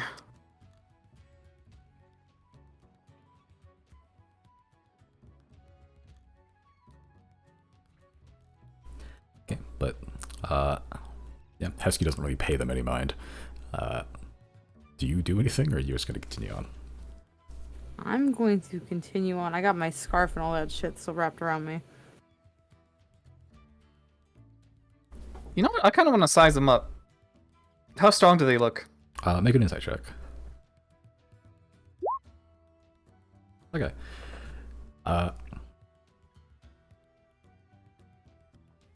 It's hard to tell because you haven't seen them in action. But you are kind of like a semi-experienced fighter at this point. You gather that if you were to fight both of them alone, it'd be a little tough. But with all of 4 of you, like all of you in the bear, like it would be a bloodbath for them. Okay. All of us in the bear? In the bear, bearing your weapons. Oh. In the bear. I don't think never, that's. I've never heard you say it like that. So what you're trying to say is that we got that dog in us. Yeah. Like if you were like by yourselves and ambush you, it would be a little tough. But like you don't gather that like individually. They're honestly not much of an issue. Can I? Okay. I don't want to metagame this. I was gonna ask Bowen if I should slide a hand, but No, if that's their threat level, we don't really have to worry. We're also probably don't want them to- overcomplicating this entire process, to be I honest. also don't want to alert them that we're here, though. That's So- fair. Maybe I they will- already know we're here. I'll leave them be. Okay. As 2 ships passing in the night. They smell nice as you're passing them, but unfortunately. Hate that. Hate that. A little sweaty, but Ew. you know, that's they're just walking down, along with their compatriots. I was in them with them. Are they attractive? All right. Halfling's not like that. The gnome, not bad looking. If you're into scars, Wait, there was a orc. gnome? It was, I believe, it was a gnome male and a orc male walked out, followed by them. Ew. No, I meant the siblings. Yeah, they're targeted. Gross. As you continue following Hesky to the 3rd floor. Yeah, there's less rooms here. But she just kind of opens one. You see at the end of the stairs. You can just look down and see like all the rest of the floors is just one winding set of like balconies and verandas all the way up. At the end of the like a 3rd floor, there's just like another Minotaur bouncer. But she opens the door right before that. And just kind of ushers you in. Let's see. Does the room have windows? The room does have windows. Are they pointing towards this? They are not. Then we need to go on the other side. She sort of just goes, okay, so the room's not to your liking. Do you want a bayside view? Yes. Or Yes, ma'am. where are the windows facing? Well, if they're these not ones- facing here, then they're facing either here, here, or here. The room you're currently in at the very end is currently facing the north side. Yeah, bayside would be excellent. Does the top floor have a bayside view? Yes. I like to have a view of all 4 directions actually, but How much can I pay you to let us have the room for not even a night? We don't even need to rest that long. A few hours privately, and we promise not to steal anything. I guess worst case scenario, you could also just evacuate your stuff out of there. there's sensitive things. I don't really want things to be touched, honestly.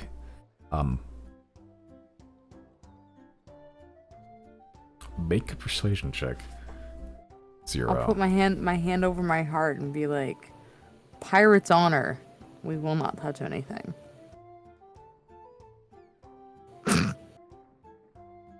she sort of just goes, okay, I'll be honest.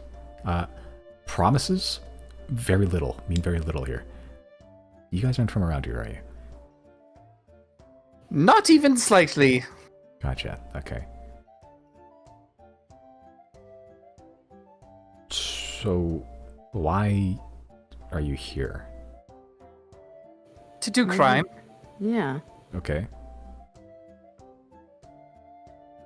Why do you need a specific view? It helps with the brainstorming. We like the ocean.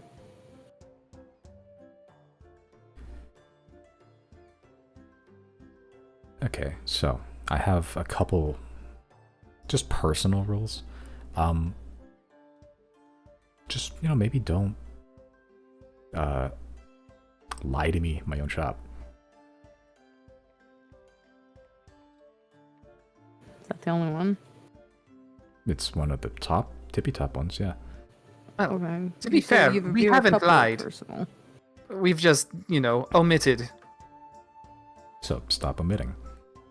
But that's not lying.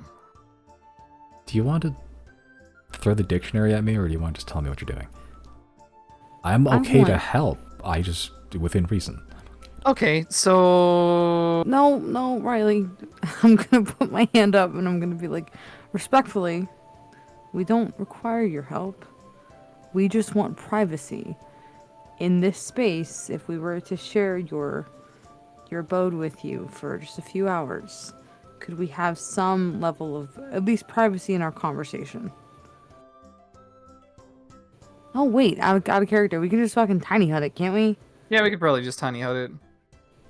Okay.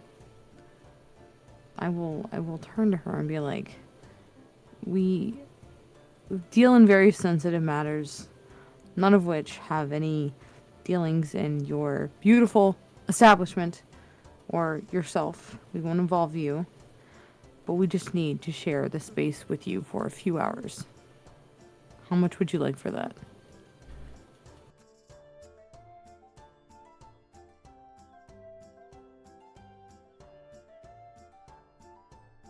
You just want the Bayside view. Yes, ma'am.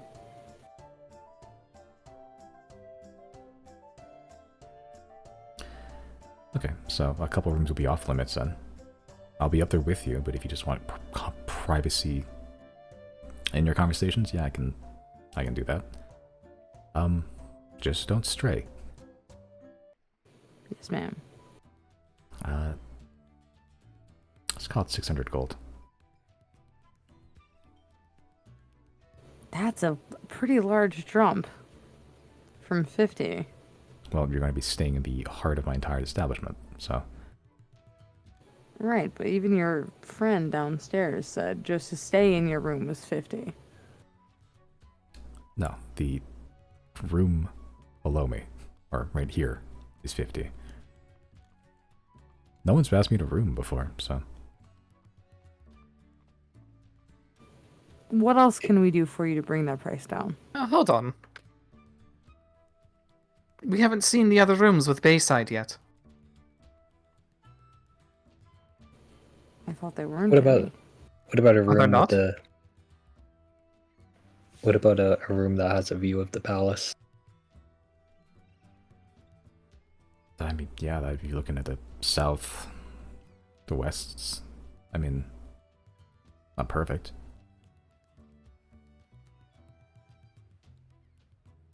Do you want Bayside or do you want Palace? I would like Bayside. I would also like Bayside. I could take a palace. Oh, so we're splitting. Gotcha. Okay. I don't think I have any really good rooms facing Bayside. There's a couple of small ones, or well, there's one good room facing Palace. There's a couple Bayside windows on the, I guess, second floor rooms. None up here, though, huh? No, well, it's not the stairwell. Doesn't really allow it. 600 then. Hear me out. What about the roof? You just want roof access now? I mean, if that's more convenient than being all cooped up in your home.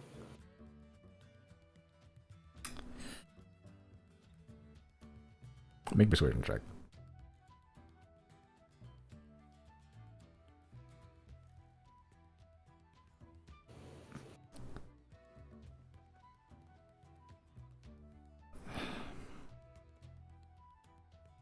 Yeah, if you want roof access, if you don't want to stay in their room, it's got 300 gold. I could do that. Riley will hand 100. I will also hand 100. Okay. Then I will also pitch in 100, and we will give her 300. Yeah, she kind of just takes 300. She kind of looks over the balcony, just puts her fingers in her mouth and whistles. As you look down, you see that little rat guy like look up as she just drops a whole sack of 300 gold on top of the dude. He catches it, but he also hits the ground at the same time. It's not like a huge heavy amount, but it is like a solid hefty chunk of metal falling from 3 stories. But he catches it with some pain. Okay, so I'll be honest, I don't really want to provide you blankets and pillows up there. We'll be alright. It's fine. You want some mesmer though? I can get you some mesmer. Sure. Okay. I have a question. When she dropped that money down, are the twins still in the building to see that? They would be hitting her at this point around the first floor. So maybe. Okay. But she just continues on. The bouncer moves away to make room as you also just follow her up. She climbs the stairs up to the 4th floor, which leads to a door at the very top of the stairs. She just goes through some keys, opens it. That sweet, sickly acetone flowery smell at the bottom just turns to acetone, bleach, just chemicals up here. The moment the door is opened, you see that like she puts on like a kind of like small like homemade respirator, just kind of around her mouth and nose. Puts the goggles down. She just opens the door to allow you guys in. Wait, to her room? The whole 4th floor is hers. Right, no, but she put on a fucking gas mask. Yeah. I'll conjure up a gas mask. Okay. Should we be concerned about the whole points to face this? Not if you're quick. Riley's gonna get his sword out and just start blowing a whirlwind in front of his face. Yeah. You draw a sword and the Minotaur grabs your wrist. Relax, it's magic. I'm using magic. Observe. Where was the Minotaur? He was the bouncer.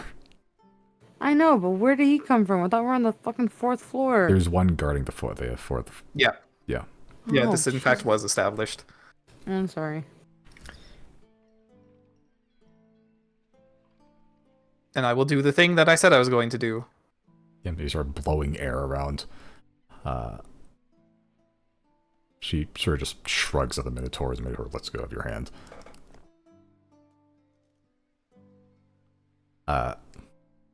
It's kind of blowing the air away. It doesn't help like a whole lot to keep the chemicals going from your nose, like into your nose. Like it kind of makes like vortexes, but it keeps some of it. If anything, it's placebo, which might be better than nothing at all. Right. It's kind of blowing stuff away. Some papers start flitting everywhere, and like some like leaves and stuff start blowing around. And she sort of just, like tells you to turn it off, like with her hands, very kind of like panickedly. Fine. Just cover your mouths or something. It's not harmful. It's not pleasant. All right. Well, scarf back on then. She just begins to guide you through like a fairly sizable chamber with like a large, almost like clock tower window that's like facing. This would be the west, I believe. And it's like a small recessed, like 2 steps down to like recessed, almost like a workshop area. You see beakers and chemicals and some like plants growing in little planter boxes. Some of them are wilting. You see a cat.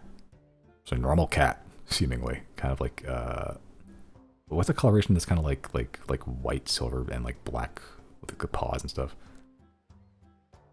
I don't remember. Silver?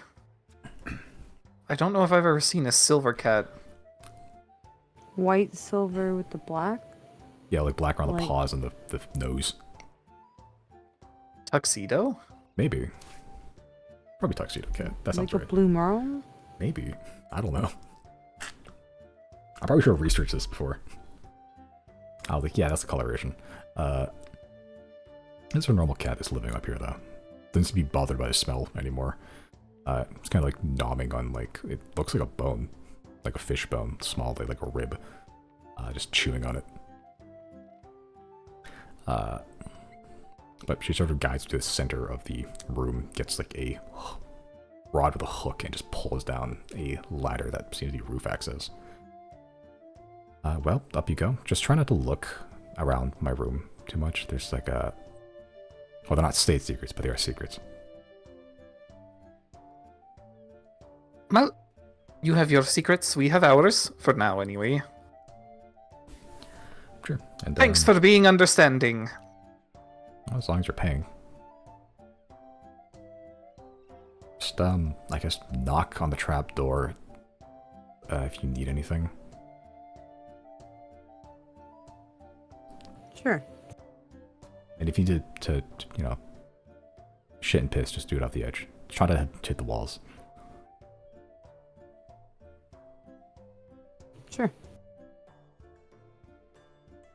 Okay, you all just kind of climb up the... It's a pretty, like, sizable room. Like, the... from top to bottom of this room is probably good 12, 15 feet or so. But you climb the ladder all the way up to the top roof. The roofs aren't really tiled. Because it doesn't really get much rain.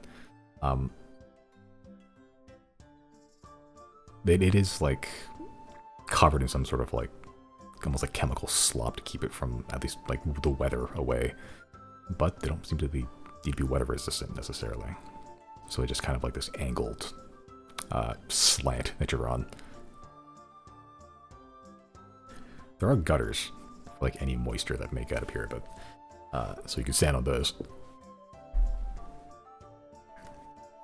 But from this area with some climbing, you can get a pretty good view of the entire bay.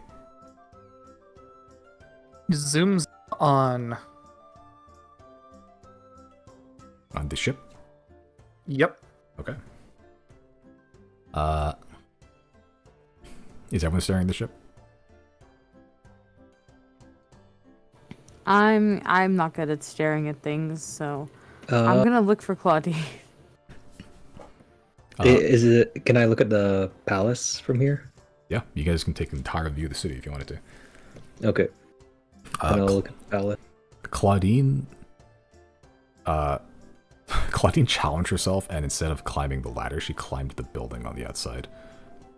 Because she's good at that. She's good at climbing things. So, like, Impressive. you look for Claudine, you see Claudine, like, like basically 2 hand like holds away from getting to the top of this building. And she just, yeah, like Assassin's Creeding up the side of this tower.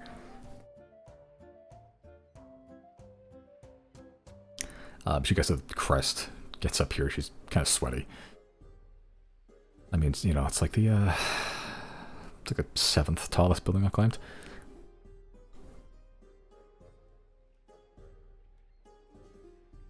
Okay, so what are we looking for? Just keeping an eye on the old ship there, and hopefully we get an idea of what their schedule was like, or perhaps when they are most vulnerable to attack. Okay, alright.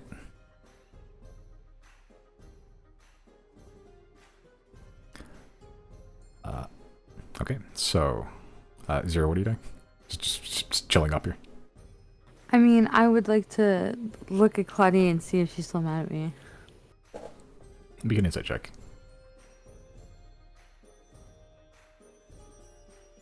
You gather she's like 80% over it at this point.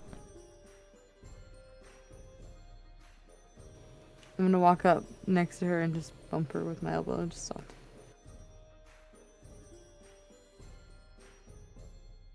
Yeah, she kind of like smiles, like turns toward you, puts her hands on your shoulder, and with a very gentle smile, she begins to crawl her hands across your neck and starts slowly squeezing. Not if it hurt. Yeah, okay. Did you say enough to hurt? Not enough to hurt. Not enough, okay. Yeah, it's like jokingly choking you. That's fine. She does like kind of sit down, like looks at the bay. Nighttime, you can't really see much beyond. There's no, you can see the horizon, just with moonlight. But she just goes. But so she's an old flame. I guess she can hear this. I know this. She is somebody I grew up with. I've known her my whole life, and I hadn't seen her for about a year and change. So I've certainly missed her. But we don't have a history or anything like that. That's what you're wondering. It was. Okay, so I don't have a killer. Gotcha. Yeah, hope not. And with that, I will allow Vinix to come out of the ball onto the roof with us here. Yeah, she seems to be in the midst of chewing something. The palace tastes like salted paper. In a bad way? Have you ever had salted paper? No, can't say I have.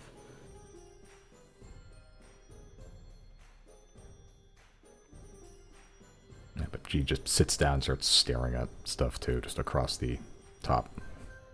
Oh, this is nostalgic.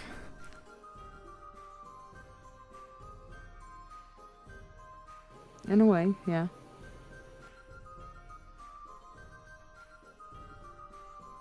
Simon, while we're here, can I make a religion check with my dagger to see? Because I remember Elena had said at some point that the god that Nick said she follows, Elena thought to be dead, right? Yeah. Can I make a check to see how that god supposedly was killed? Sure. Make a religion check.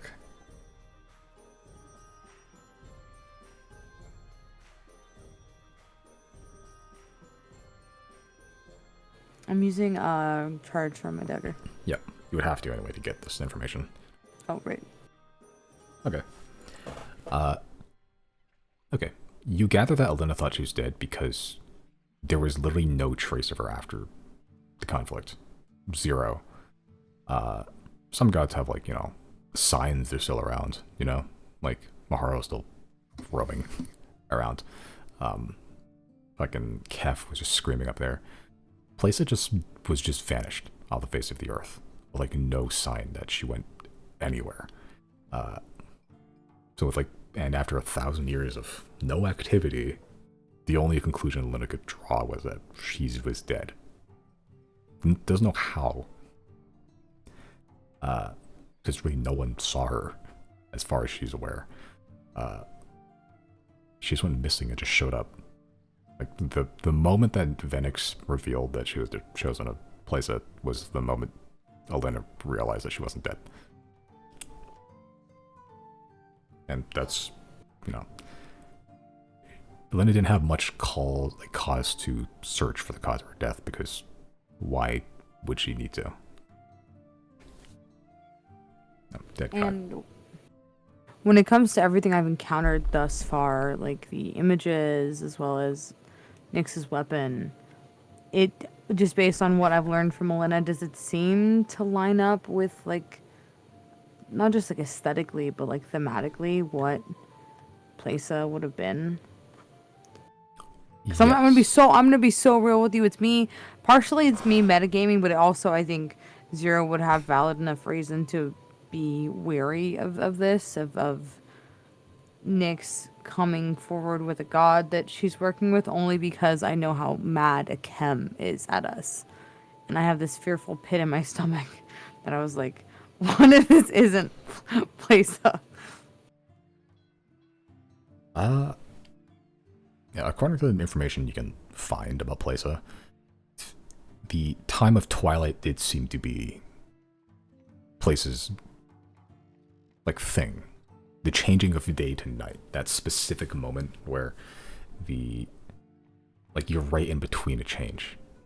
Like that era of twilight is that was the moment of greatest change for Plaza. Like that is a holy moment.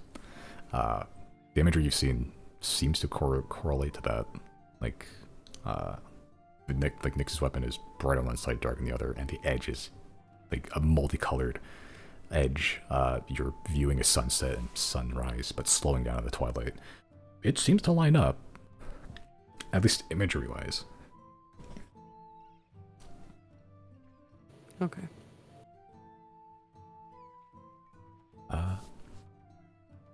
Yeah. Chris, you're looking at the pals?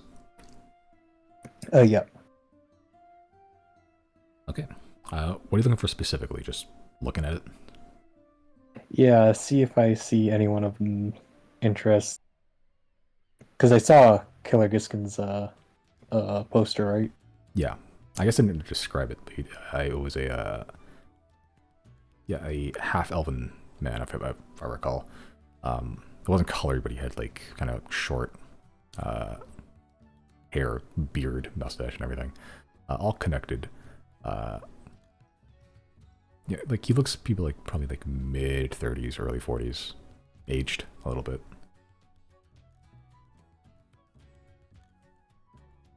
I see. Okay. Yeah, I'll see if I can notice anyone like that. Okay. I'll use the Giselle rifle. Okay. Sure. Make a perception check.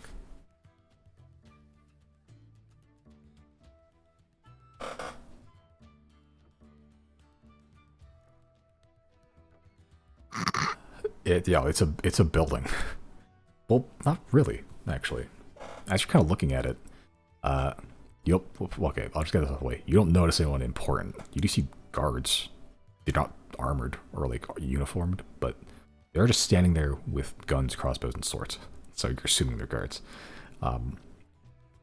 There are walls. The thing that strikes you is that how out of place this whole quote-unquote building is.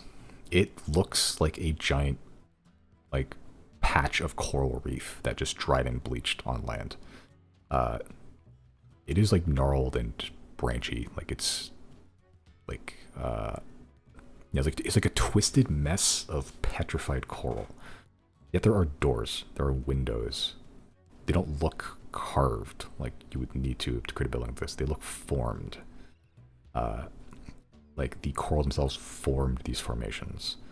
It's like, while you don't notice anyone important, you do notice that the building itself, it would take an immense effort for standard mortal people to make something like this, if not be impossible. The thing that strikes you, Bot, is that this, it's clearly out of place from everything else here. It stands probably about like, the building itself, like the livable area, looks like it's like a chunk of coral, and it looks probably be like 70 feet. The rest of the building itself, it just explodes out into branches of twisted gnarled coral that almost like form defensive spikes. Like it's like a natural fortress, if that makes sense. The whole thing probably stands up to probably like 100 feet or so. Interesting. Does it look like it might have magical properties or anything? Maybe. Hard to tell, as from this distance, at least. You could wager it was formed magically. That seemed pretty obvious, but what kind of magic, who made it, hard to tell at this moment. Just looking at it, at least. You can delve deeper later. Okay. Riley, you're looking at the ship. Sure am. Make a perception check. See how, you'll succeed either way, but see how much detail you'll notice. A lot. A lot. Cool. The ship is huge. Massive. Like the... if the ship were to be parked in Fairhaven, it would take up probably like a solid... Like, it would take up a whole dock, basically, by itself. If it were, if it were on land, it would take up a whole district. This is the biggest ship you've ever seen. Save maybe for the ones Stilia had parked in Third Bay. It's on par. What we did notice before was the lion figurehead at the front. Still made of that dark metal. It is scratched up and banged up. There's soot coming out of the mouth, or at least around it. Only you could tell that was because it's just more matte. It wasn't reflective, it wasn't glossy like the rest of the ship itself. Looking at the deck, there's a good number of crew on this thing are still working slowly at night, but you see lanterns ahead, just kind of keeping some visibility. You see some Erica crewmates like hauling up ropes like on the side. That did strike you though. This is a almost entirely mechanical ship. You see the smokestacks. They're kind of simmering. There's some smoke coming out of the smokestacks, just keeping it running, basically. Why do they need rope on this ship? As you're looking at the front, look at the bow. You see a white shaggy minotaur. Nice, like tri-corner hat with the horns just kind of jutting out of them. Kind of just leaning on the railing with one hand and just kind of cradling a huge fucking like large bore rifle on the other. Looking over the sides, this is facing towards you. The rope they were hauling was attached to the sides of the ship. Attached to the ropes are bodies strung up by their ankles and just almost like the grossest chandelier, like Christmas ornament.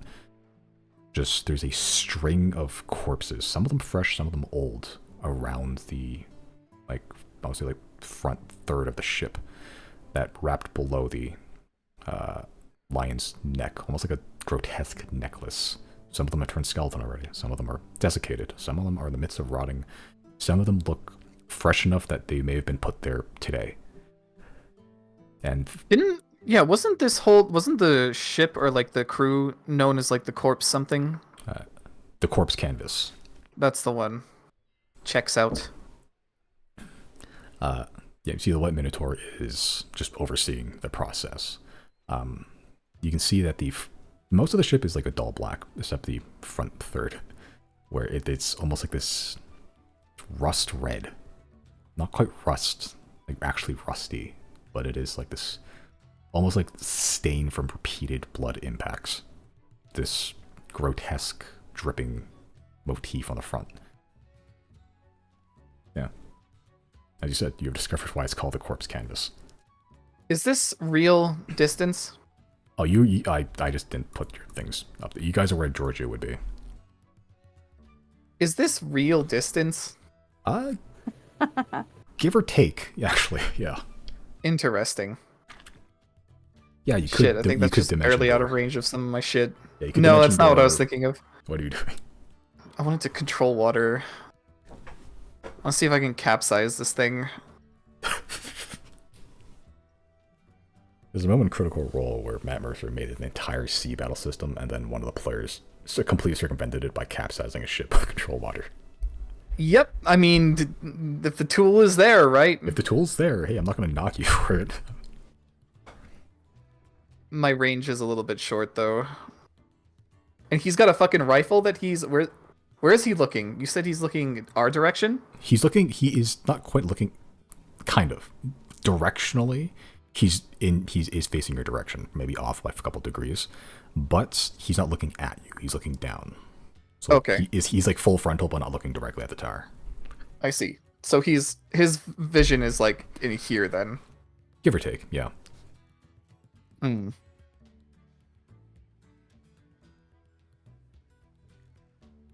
The other thing you notice, the kind of like overseeing the thing. There's really not a whole lot of command stuff on the deck. There's not a whole lot of anything on the deck. It's kind of smooth, but you do see a man, kind of like light green, blue hair, short, bearded, mustached, kind of like earrings across his like half-elven ears, red coat, kind of grating his shoulder. It's like a mechanical spear. It is pointed, but conically, and it almost flares out into like a bunch of mechanical doodads, so you're not sure exactly what they do. Clearly technological. He's just kind of overlooking everything, but you do see next to him a couple of people bound, gagged, like up against, like tied against a railing. He's just kind of pointing, giving orders and everything. He just pulled out a knife, goes up to one, just slices one of the throats. Just kicks him down the stairs as someone without even, like, really a beat begins tying something up around the ankles, a rope. And they begin to refreshen their ornaments. Does this look like Killer Giskin on the poster? It looks pretty similar to Killer Giskin. All right.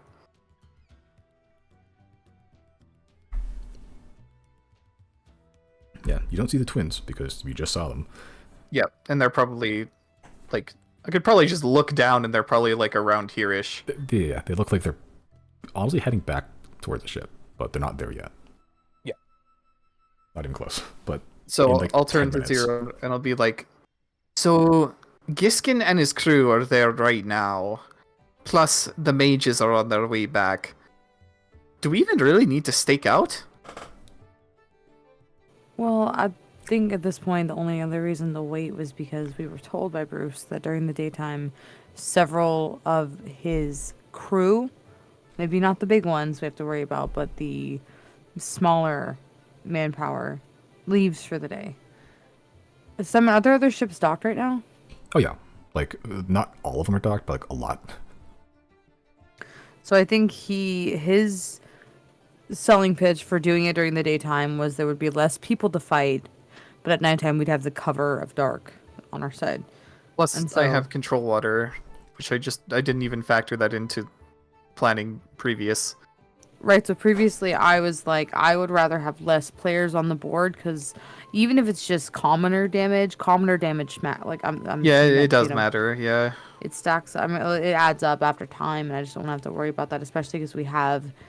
I know Zia doesn't have to worry about like a lot of, anything for the most part, but like I don't want Claudine going down. I especially don't want Nyx going down. So I was like, maybe less is more, not less is more. You know what I mean? Less people Yeah. is the better option. I Yeah. personally felt, and then right as either like as everyone leaves for the day, I was going to go in under invisibility and I was going to do what I could to try to dismantle or disarm the weapons that are built into the ship, because I remember that was something that John Hat and Bruce warned us about, that they would be probably one of the most annoying things there is that they have like a big flamethrower on one end and I think other shit.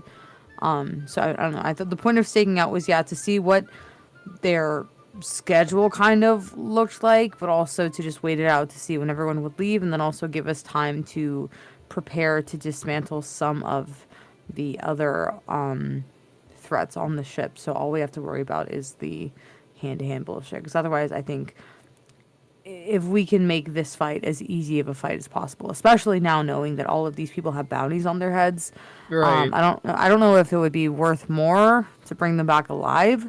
But that Dead or would alive also- is the same, but Okay. yeah. So either way, I want to try to get the big hitters alone without their dozens of men to help them. And that alone should be a pretty solid, easy fight between the what is it, like 7 of us? No, 6 of us here on our end, plus, or not, against the remainder of Giskin's crew, which would be Giskin, the Minotaur, hopefully just the Minotaur, the mages, and maybe a handful of other people. Right. Okay, that checks out. I don't know how I'm gonna try my hand at dismantling any of the weapons. I mean, my logic is, I feel like Zero has enough knowledge of how some things work and tools that at the end of the day, it's like, okay, just steal a few bolts and screws, and maybe that would be enough. Or if there is an arcanium supply, we can try to jeopardize Blow that that in up. some way. Yeah, target that, jeopardize that. We still have bombs, don't we? I know I still have a bomb I got from you, Betty. I'm pretty sure Fine. Chris has bombs too. Yeah, like we could just I'm not above just saying fuck the ship and blowing the ship up. Neither am I, which is why I want to capsize it. That's fair. I do have that sea monster. Oh, true. I think the sea monster should be like the oh shit button if possible. That'd be funny. Or if you want to open with the sea monster, I however y'all want to play that out, but I just want to have my chance to go up there either alone or with Claudine to do what I can to dismantle any ship threats. All right, fair enough. So now we just play the waiting game. I think, what time is it right now, Simon? Like 1 by now? 2 o'clock or so. Okay. There's probably enough time for you and Chris to both just long rest if you wanted to. I'm gonna probably spend some time casting Find Familiar again to get Isaac airborne. But the elves can long rest to get all their stuff back if you want. I mean, I don't have that much spent, so I could probably... You're more useful, fully sentient anyway. Yeah, I can rest just to gain back a couple of slots. All right, I'm gonna hand zoom off to Zia then, and then go into meditative position. Okay. Yeah, Zia takes it. Doesn't know how to use it, but she just kind of copies what you're doing, and she gets it eventually. But she just continues looking at the ship, the corpse canvas. It's now newly dubbed since they took it.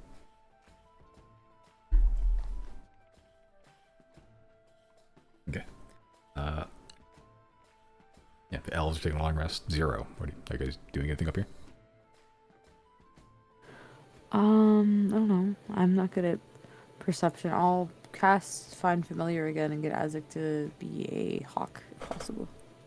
Okay. Or an owl, actually. Oh, okay. Yeah, this guy's Find Familiar. Turning the Hellhound into the owl form, his other preferred form. Eventually you hear a knock at the trapdoor after like 20 minutes or so. It just unlatches further without you opening it for her. Hesky Valana's there with kind of like a platter with like one of those silver like lids on top. Yeah, forgot actually. Some complimentary mesmer. Thank you. One for each of you. There's more of you this time. Yeah. I feel like I got ripped off.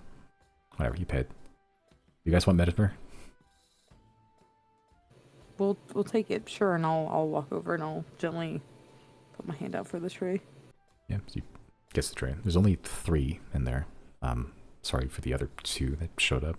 How'd you guys? I'm not going to ask. No one else is gonna want any. It's fine. We'll make this work. What about the glamour? Did you want glamour? Sure. Okay. Wakes up from his long rest to ask that. Wakes up. Drugs. What about the meth? I only see crack. Where's the meth? Okay. I mean, you can. The mesmer's complimentary. It's not easy to make, but it's a lot easier than glamour. Do you have money for the glamour? We don't need the glamour. But thank you.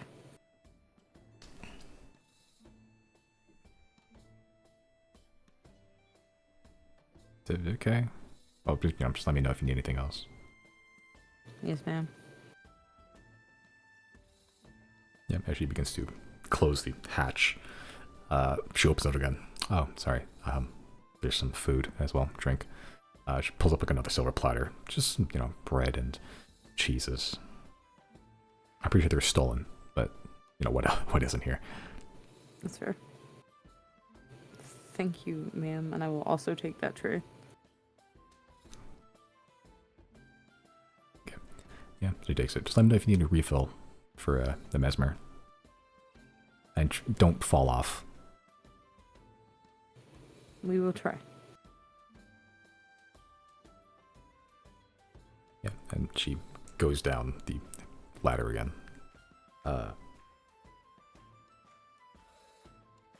Yeah. Tight. I was scared that this was gonna be like how in our set they were like, take it right here in front of us. How does the mesmer work? I'm not gonna take any, but how does the mesmer work? I thought it's an inhalant or whatever. Yeah, there's a button, kind of like a little press, like a switch. There's a little like a cup, like a little like a, I guess like a rubber cup that goes over your nose and mouth, and you just suck it in. I'm stealing all of this.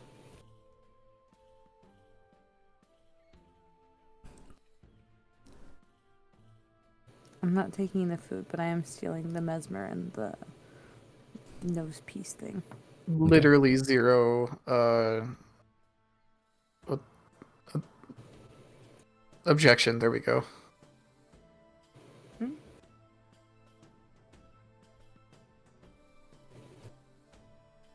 I don't know what just happened. Zero took all the mesmer.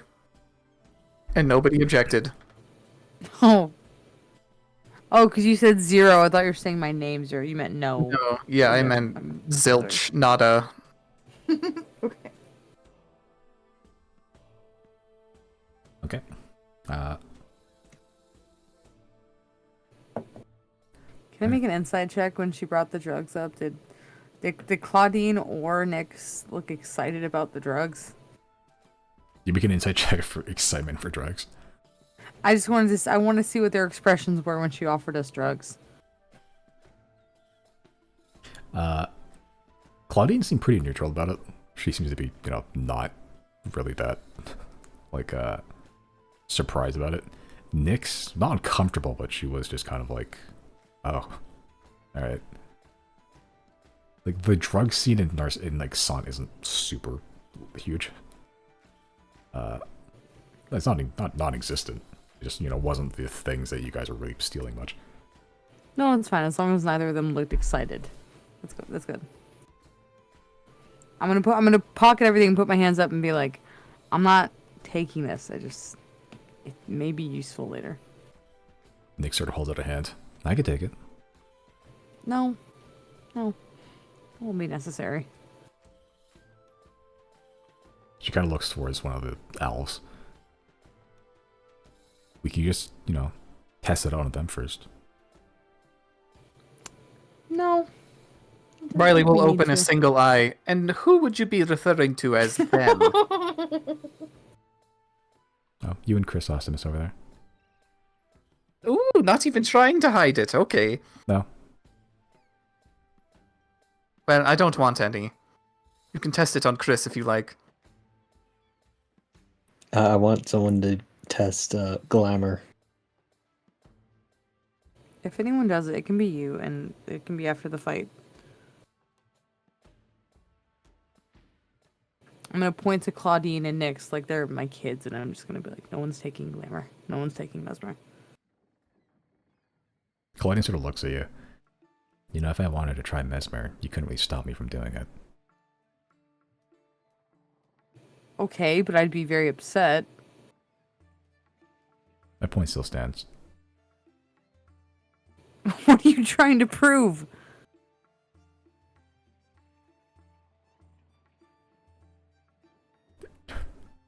She pulls out like a thing of mesmer she took from you. I wonder what this button does. Stop. I take it back.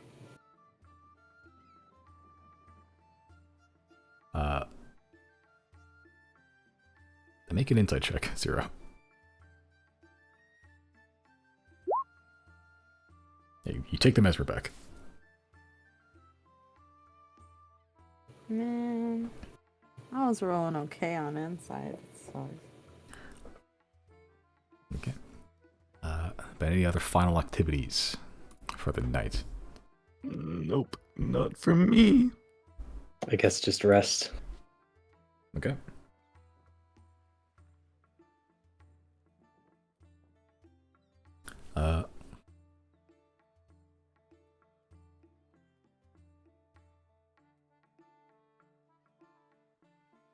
Okay. Are you guys just like staying up top of the roof, or are you guys trying to be stealthy about this? You guys are like 4 stories up, so it's not like people are going to be looking up at you, but... I mean, I'm zonked out. Zonked out. I'll be stealthy. And I'm hoping the other two will be stealthy, the girls. Yeah, they'll just follow your instructions. Your example. The girl power right now. Girl power and 0.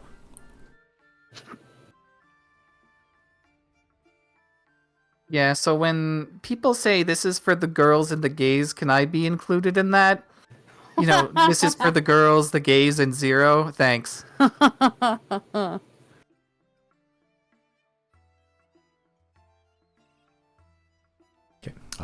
Yeah, 0, make a stealth check.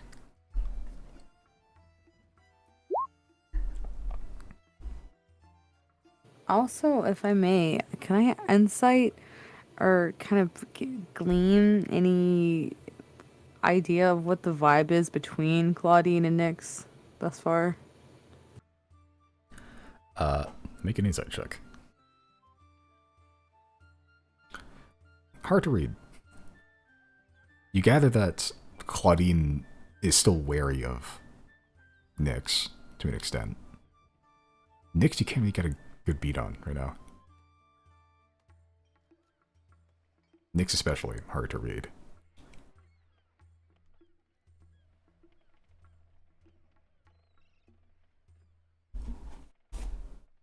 Yeah. But yeah, 0 and girls. I guess just gonna be chilling out for the rest of the night there. Yeah. Okay.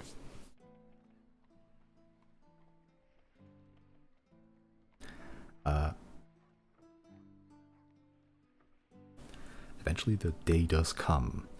The horizon, as you're facing it, is actually kind of beautiful.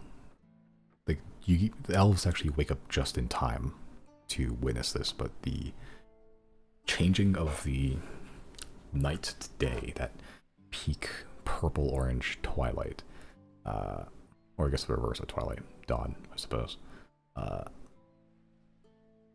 It goes from, yeah, the dark and black of night gets chased away by the sun.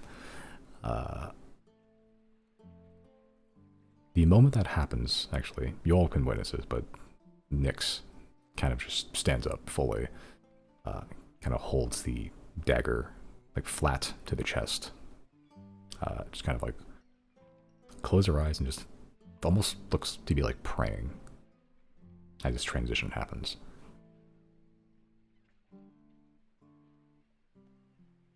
Dusk and dawn. Interesting. The transitions of the times. That's all it is.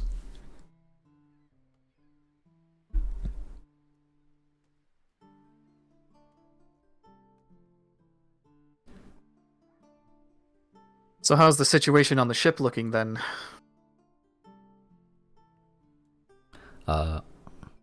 Z's just been kind of staring. Z is half unconscious.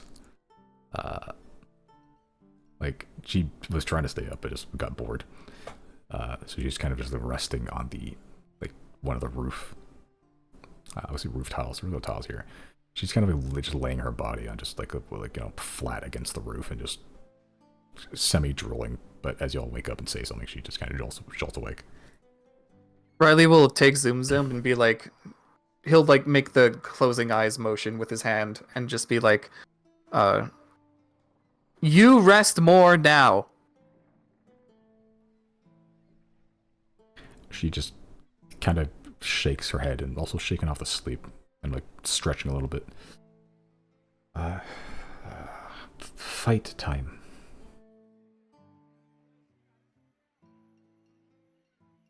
Riley will not object. I need to work on my fucking vocabulary when I'm tired. Okay. Riley, you're looking at the ships. Yep. Okay. He'll also ask Zero and the rest, did you notice anyone get off?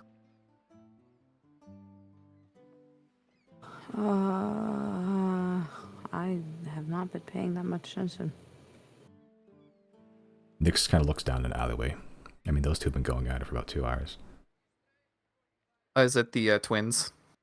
They're not. Just a random 2 pirates in an alleyway.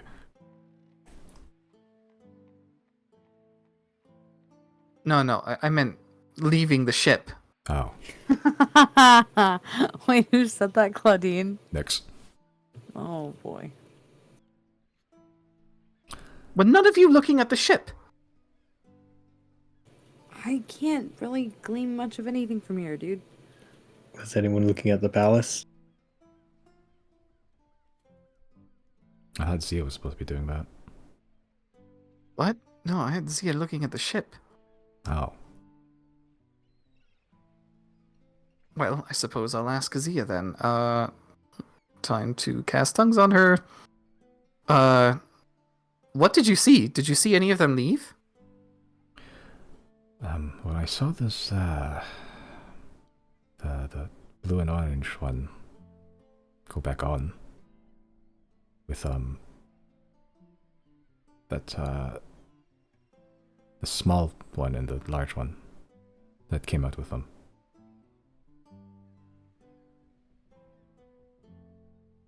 That's as expected so far. And nobody else went off, huh? Some of the ships left. Yeah, and that's plainly clearly to see. Like, a lot of the ships that were moored and docked here are either gone already or beginning the process. But the corpse canvas itself is still there. And none of the smaller crew members, or the lesser ones, have been evacuated at all, huh? I mean, maybe a few, but not in huge droves, no.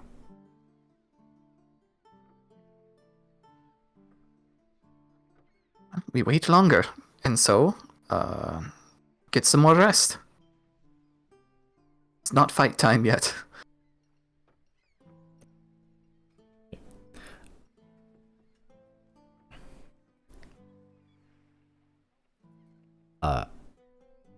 I should know. Maybe this is the misinterpretation. I believe Bruce said, like, the population of the cove itself tends to drop during the day. Not necessarily just the corpse canvas. Most of the town it's in some capacity is working for Killer Giskin. Oh. Oh, so as the boats leave, then he'll have fewer cronies, essentially. Just fewer people in the town, yes. I see. Okay, well, I'll leave our timing to 0 then.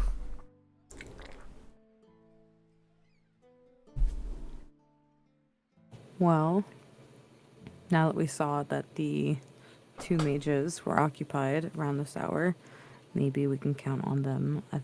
If I may suggest, spend another day here in town and wait till nightfall, see if they leave.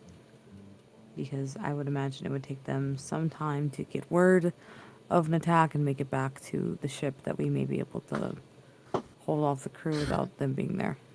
I thought we wanted to get rid of them, though. Like, dispatch of we them. can fight them separate from the ship. I'm gonna be honest, they don't really seem that threatening. I feel like we could take them. So you'd be fine attacking in broad daylight? Essentially. Okay. Well, I'd still like to go in ahead and do what I can to try to disarm some of the weaponry that's built in, if I may. Alright. so I could do that while Zia is getting some rest. Do you want me Go to for it. create the sea monster distraction?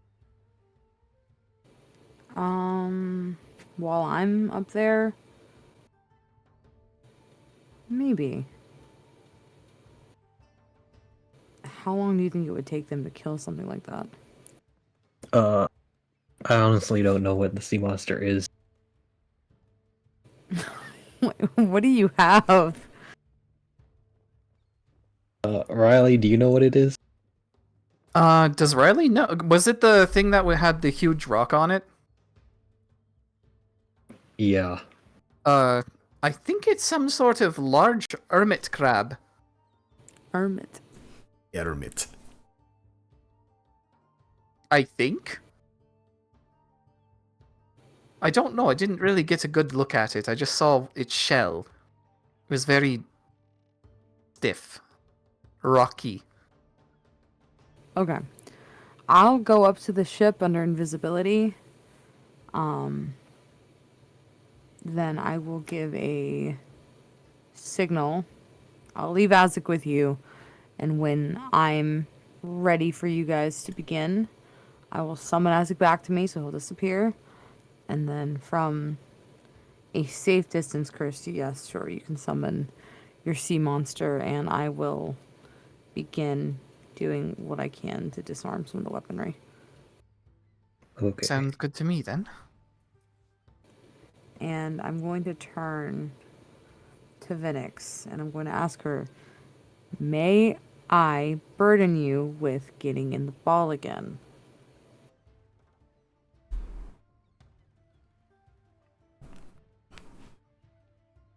Make a persuasion check.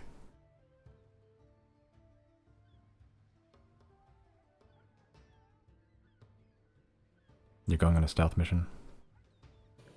Yes, under full invisibility in broad daylight. I'll say it. I don't think I like that ball. The pellets taste like paper, and I got very bored. But there was a couch in there, right? Yeah, and the alternative is staying up here on the roof with the gang. I can see the sunrise. Okay. I'm going to sleight of hand cast message to Claudine and just tell her to keep an eye on Nyx. Colin sort of responded to it. Am I not going with you? I will cast message again and just say, I think I'll be okay on my own. Worst case scenario, I will teleport back here and give you guys the lowdown. I don't want anyone else to get hurt while I'm out there just because we're needed for the fight and there's not any shadow for you to be sneaking under.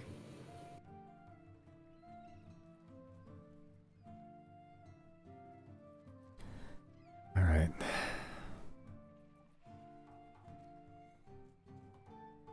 I will walk back up to Claudine. I'll give her a kiss.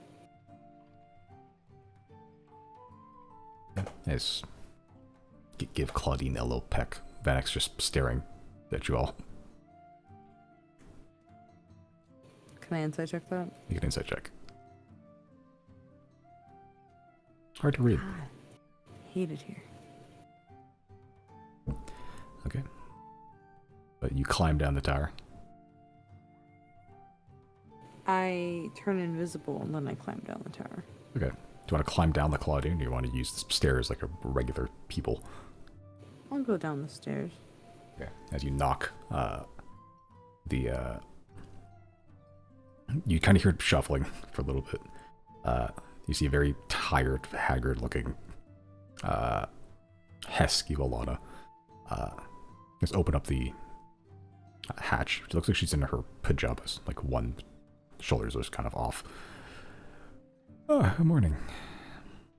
Morning. Sorry, I'll be honest. I entirely forgot you guys were up here. Oh, is this like a morning ritual for you then? Waking up? No. No, like opening this? I heard knocking. Oh,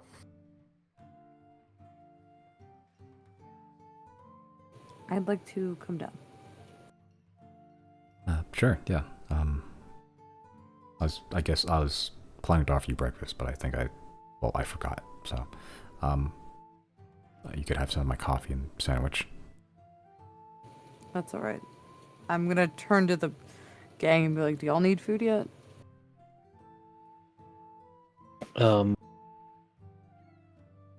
What food do we have? Breads, cheeses, some meats, like we can cook.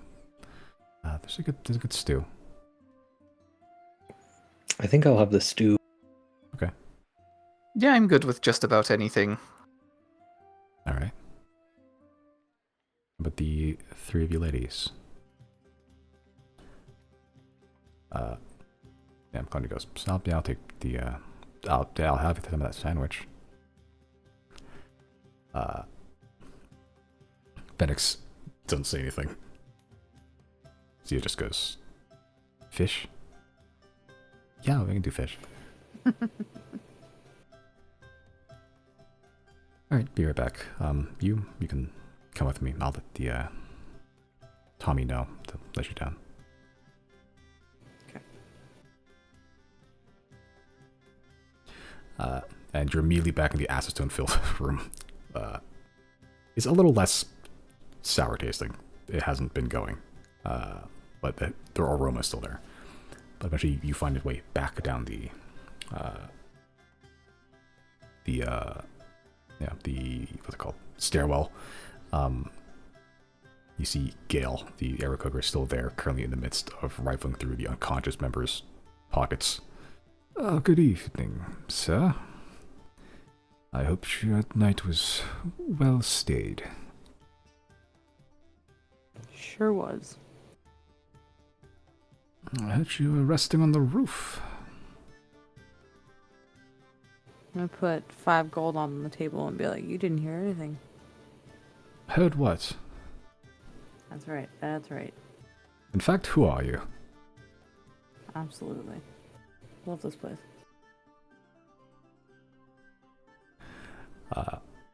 Yeah, the rat guy who's in the midst, it's still in the middle of bookkeeping, cup of coffee as you leave without even turning to you. Have a good day. Give him a little nod.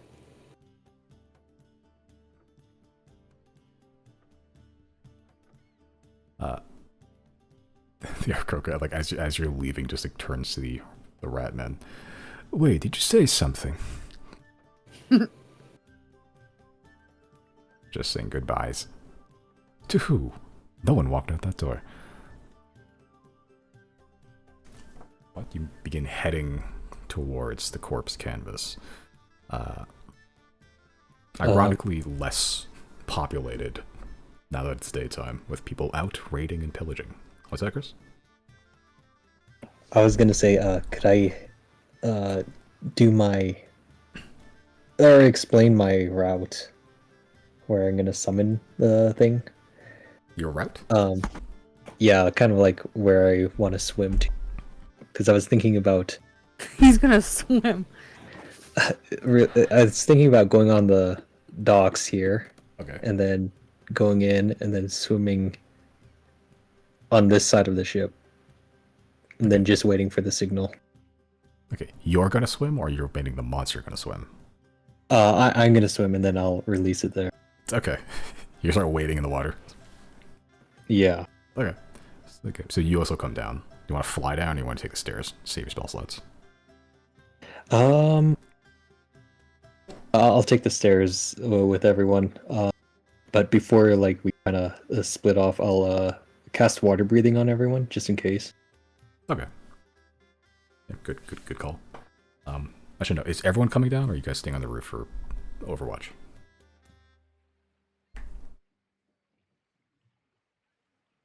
Here, do you guys? We haven't received instructions, and we haven't eaten yet either. Yeah. That will be after we eat in that. Okay. Okay, breakfast first, and then... Coffee first, then destruction. You gotta wait 30 minutes after you eat to go swimming, Chris. it should be fine. Why does this feel like the most chaotic thing Chris has done? I'm gonna swim across the whole bay. That's like, I don't know. I feel like that's some kind of like Olympic level swim distance he's trying to do on his own. It's like, 300, 400 feet. How long is that walk roughly from the Mesmerata to the dock? Give or take like 10 minutes. Okay, so as soon as I leave, is Mesmerata, right? Mesmerama. Resurama, sorry. As soon as I leave the Mesmerama, I do want to drop not drop, sorry, I'm going to put up invisibility. Okay. Sure. Game starts taking... Actually, no. Where is everyone positioned while Zero's about to do this? On the tower. On the tower. Chris, you are going on the docks, and... Are you going to wait on the docks, or are you going to swim to the ship and then wait there? Because they might spot you easy if you just swim there. Yeah, It's yeah. middle of the day. Or I guess it's early morning. Yeah, before everyone leaves, I'll cast like water breathing on everyone, but as a ritual, and then yeah, I'll be at the docks, and yeah, I'll just get into position, then I'll start swimming under the water. Okay. Are you going towards the ship, or are you just hovering? Yeah, going on towards the ship, like right here. Okay. Okay. And Riley, you're on the tower? Yep. Okay.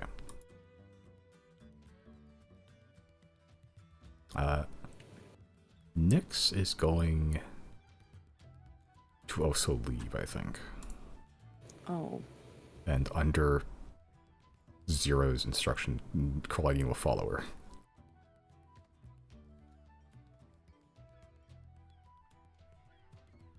So I'll put her token on the board.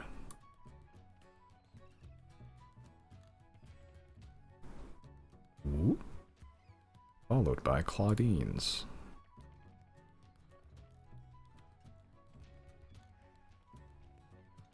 And they will be, together.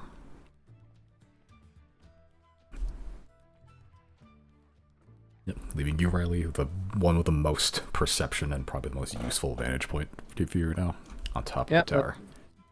Fine by me. Okay. So, Zero, as you approach the corpse canvas, there's weirdly not a lot of activity around it. There's a lot of dock workers that were like the loading ship stuff to and fro the ships before, and there still are a lot of dock workers, but this ship in particular is just kind of untouched. Like, it's not really doing much right now. There is a gangplank that connects the dock to the corpse canvas, if you would like to cross it. Can I check it for traps? Sure.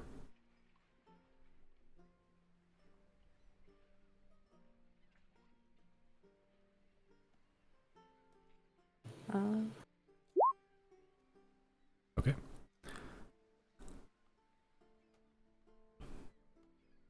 There is a couple planks on this gangplank in particular that are false. It's crazy that they would trap a gangplank that would be used by everybody, but you're not totally sure when they made the switch, if they made a switch at all. Should you step on these specific tiles, they're false. They're not actually backed by anything. You'll fall through them, your leg will at least. They'll flip around, and then they will, you can see like on the underside, there are razor sharp blades on the side of it. If they don't completely take off your leg, they'll at least skin it to the bone. Cute. But you've seen it. You know how to spot them now, so you can avoid stepping on them entirely. I also want to put up my Eye of Truth. Okay. Yeah, as you put up Eye of Truth for the next 10 minutes, you can see everything. as you're climbing up the gangplank.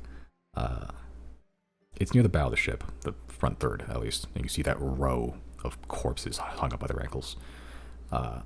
Most of them are refreshed.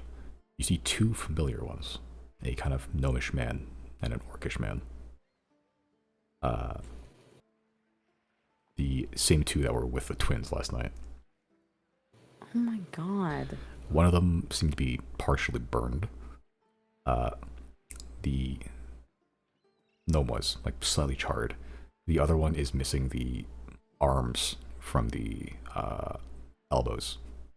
It seems to be some sort of like, it almost looks like messy. Like they weren't cut. They weren't. It looks like they were like broken, almost off. Jesus. These are not nice people.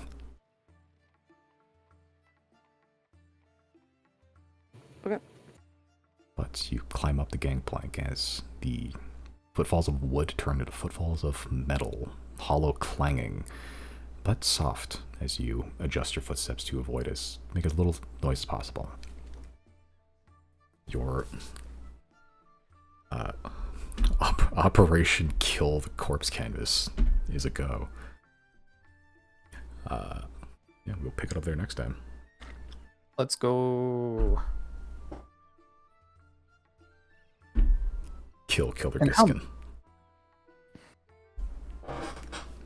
Why did they call him Gisk in when he gisks into the cove, gisk out, haul the treasure? Do you think it's how he leaves the room? He'll be like, alright everybody, remember, I'm in charge, follow my rules. And then he like pounds his fist twice and puts up the peace sign. Or pounds Gisk out. Yeah, gisk out. And he walks out the door. So this is what it's like to have your players make fun of names. There was a name What? earlier. You've been playing this for 6 years, dude. I know. It's not the first time it's happened, but it's the first time in a while. There was a character earlier. Is there a character named Maury or Mallory? Today? Yeah. Not a player, so yeah, well, NPC. I forgot. Maury? I don't think so. There was a Lydia, Uh, and what's the Genasi's name again? Pesky? Hesky Volana. Esky, right? Okay, so those two plus the dwarf who harassed me, plus The rat man. yeah, plus Gale the bird man. I recall a name that sounded too similar to Maury Povich, but I didn't say anything. Simon's Prim. different look. There was also Prim, yeah. Prim Giskin. Maybe it was the Minotaur's name. What was his name again? Morvich. Yeah. Well, did he have a first name? No. Murder. Murder Morvich. Oh, Murder Morvich. Morvich, right? Morvich, yeah. Murder Morvich in my head sounded too much like Maury Povich. I was like, it's stupid, so I didn't say it. But just know, I made fun of him in my head. I'm haunted forever. Okay.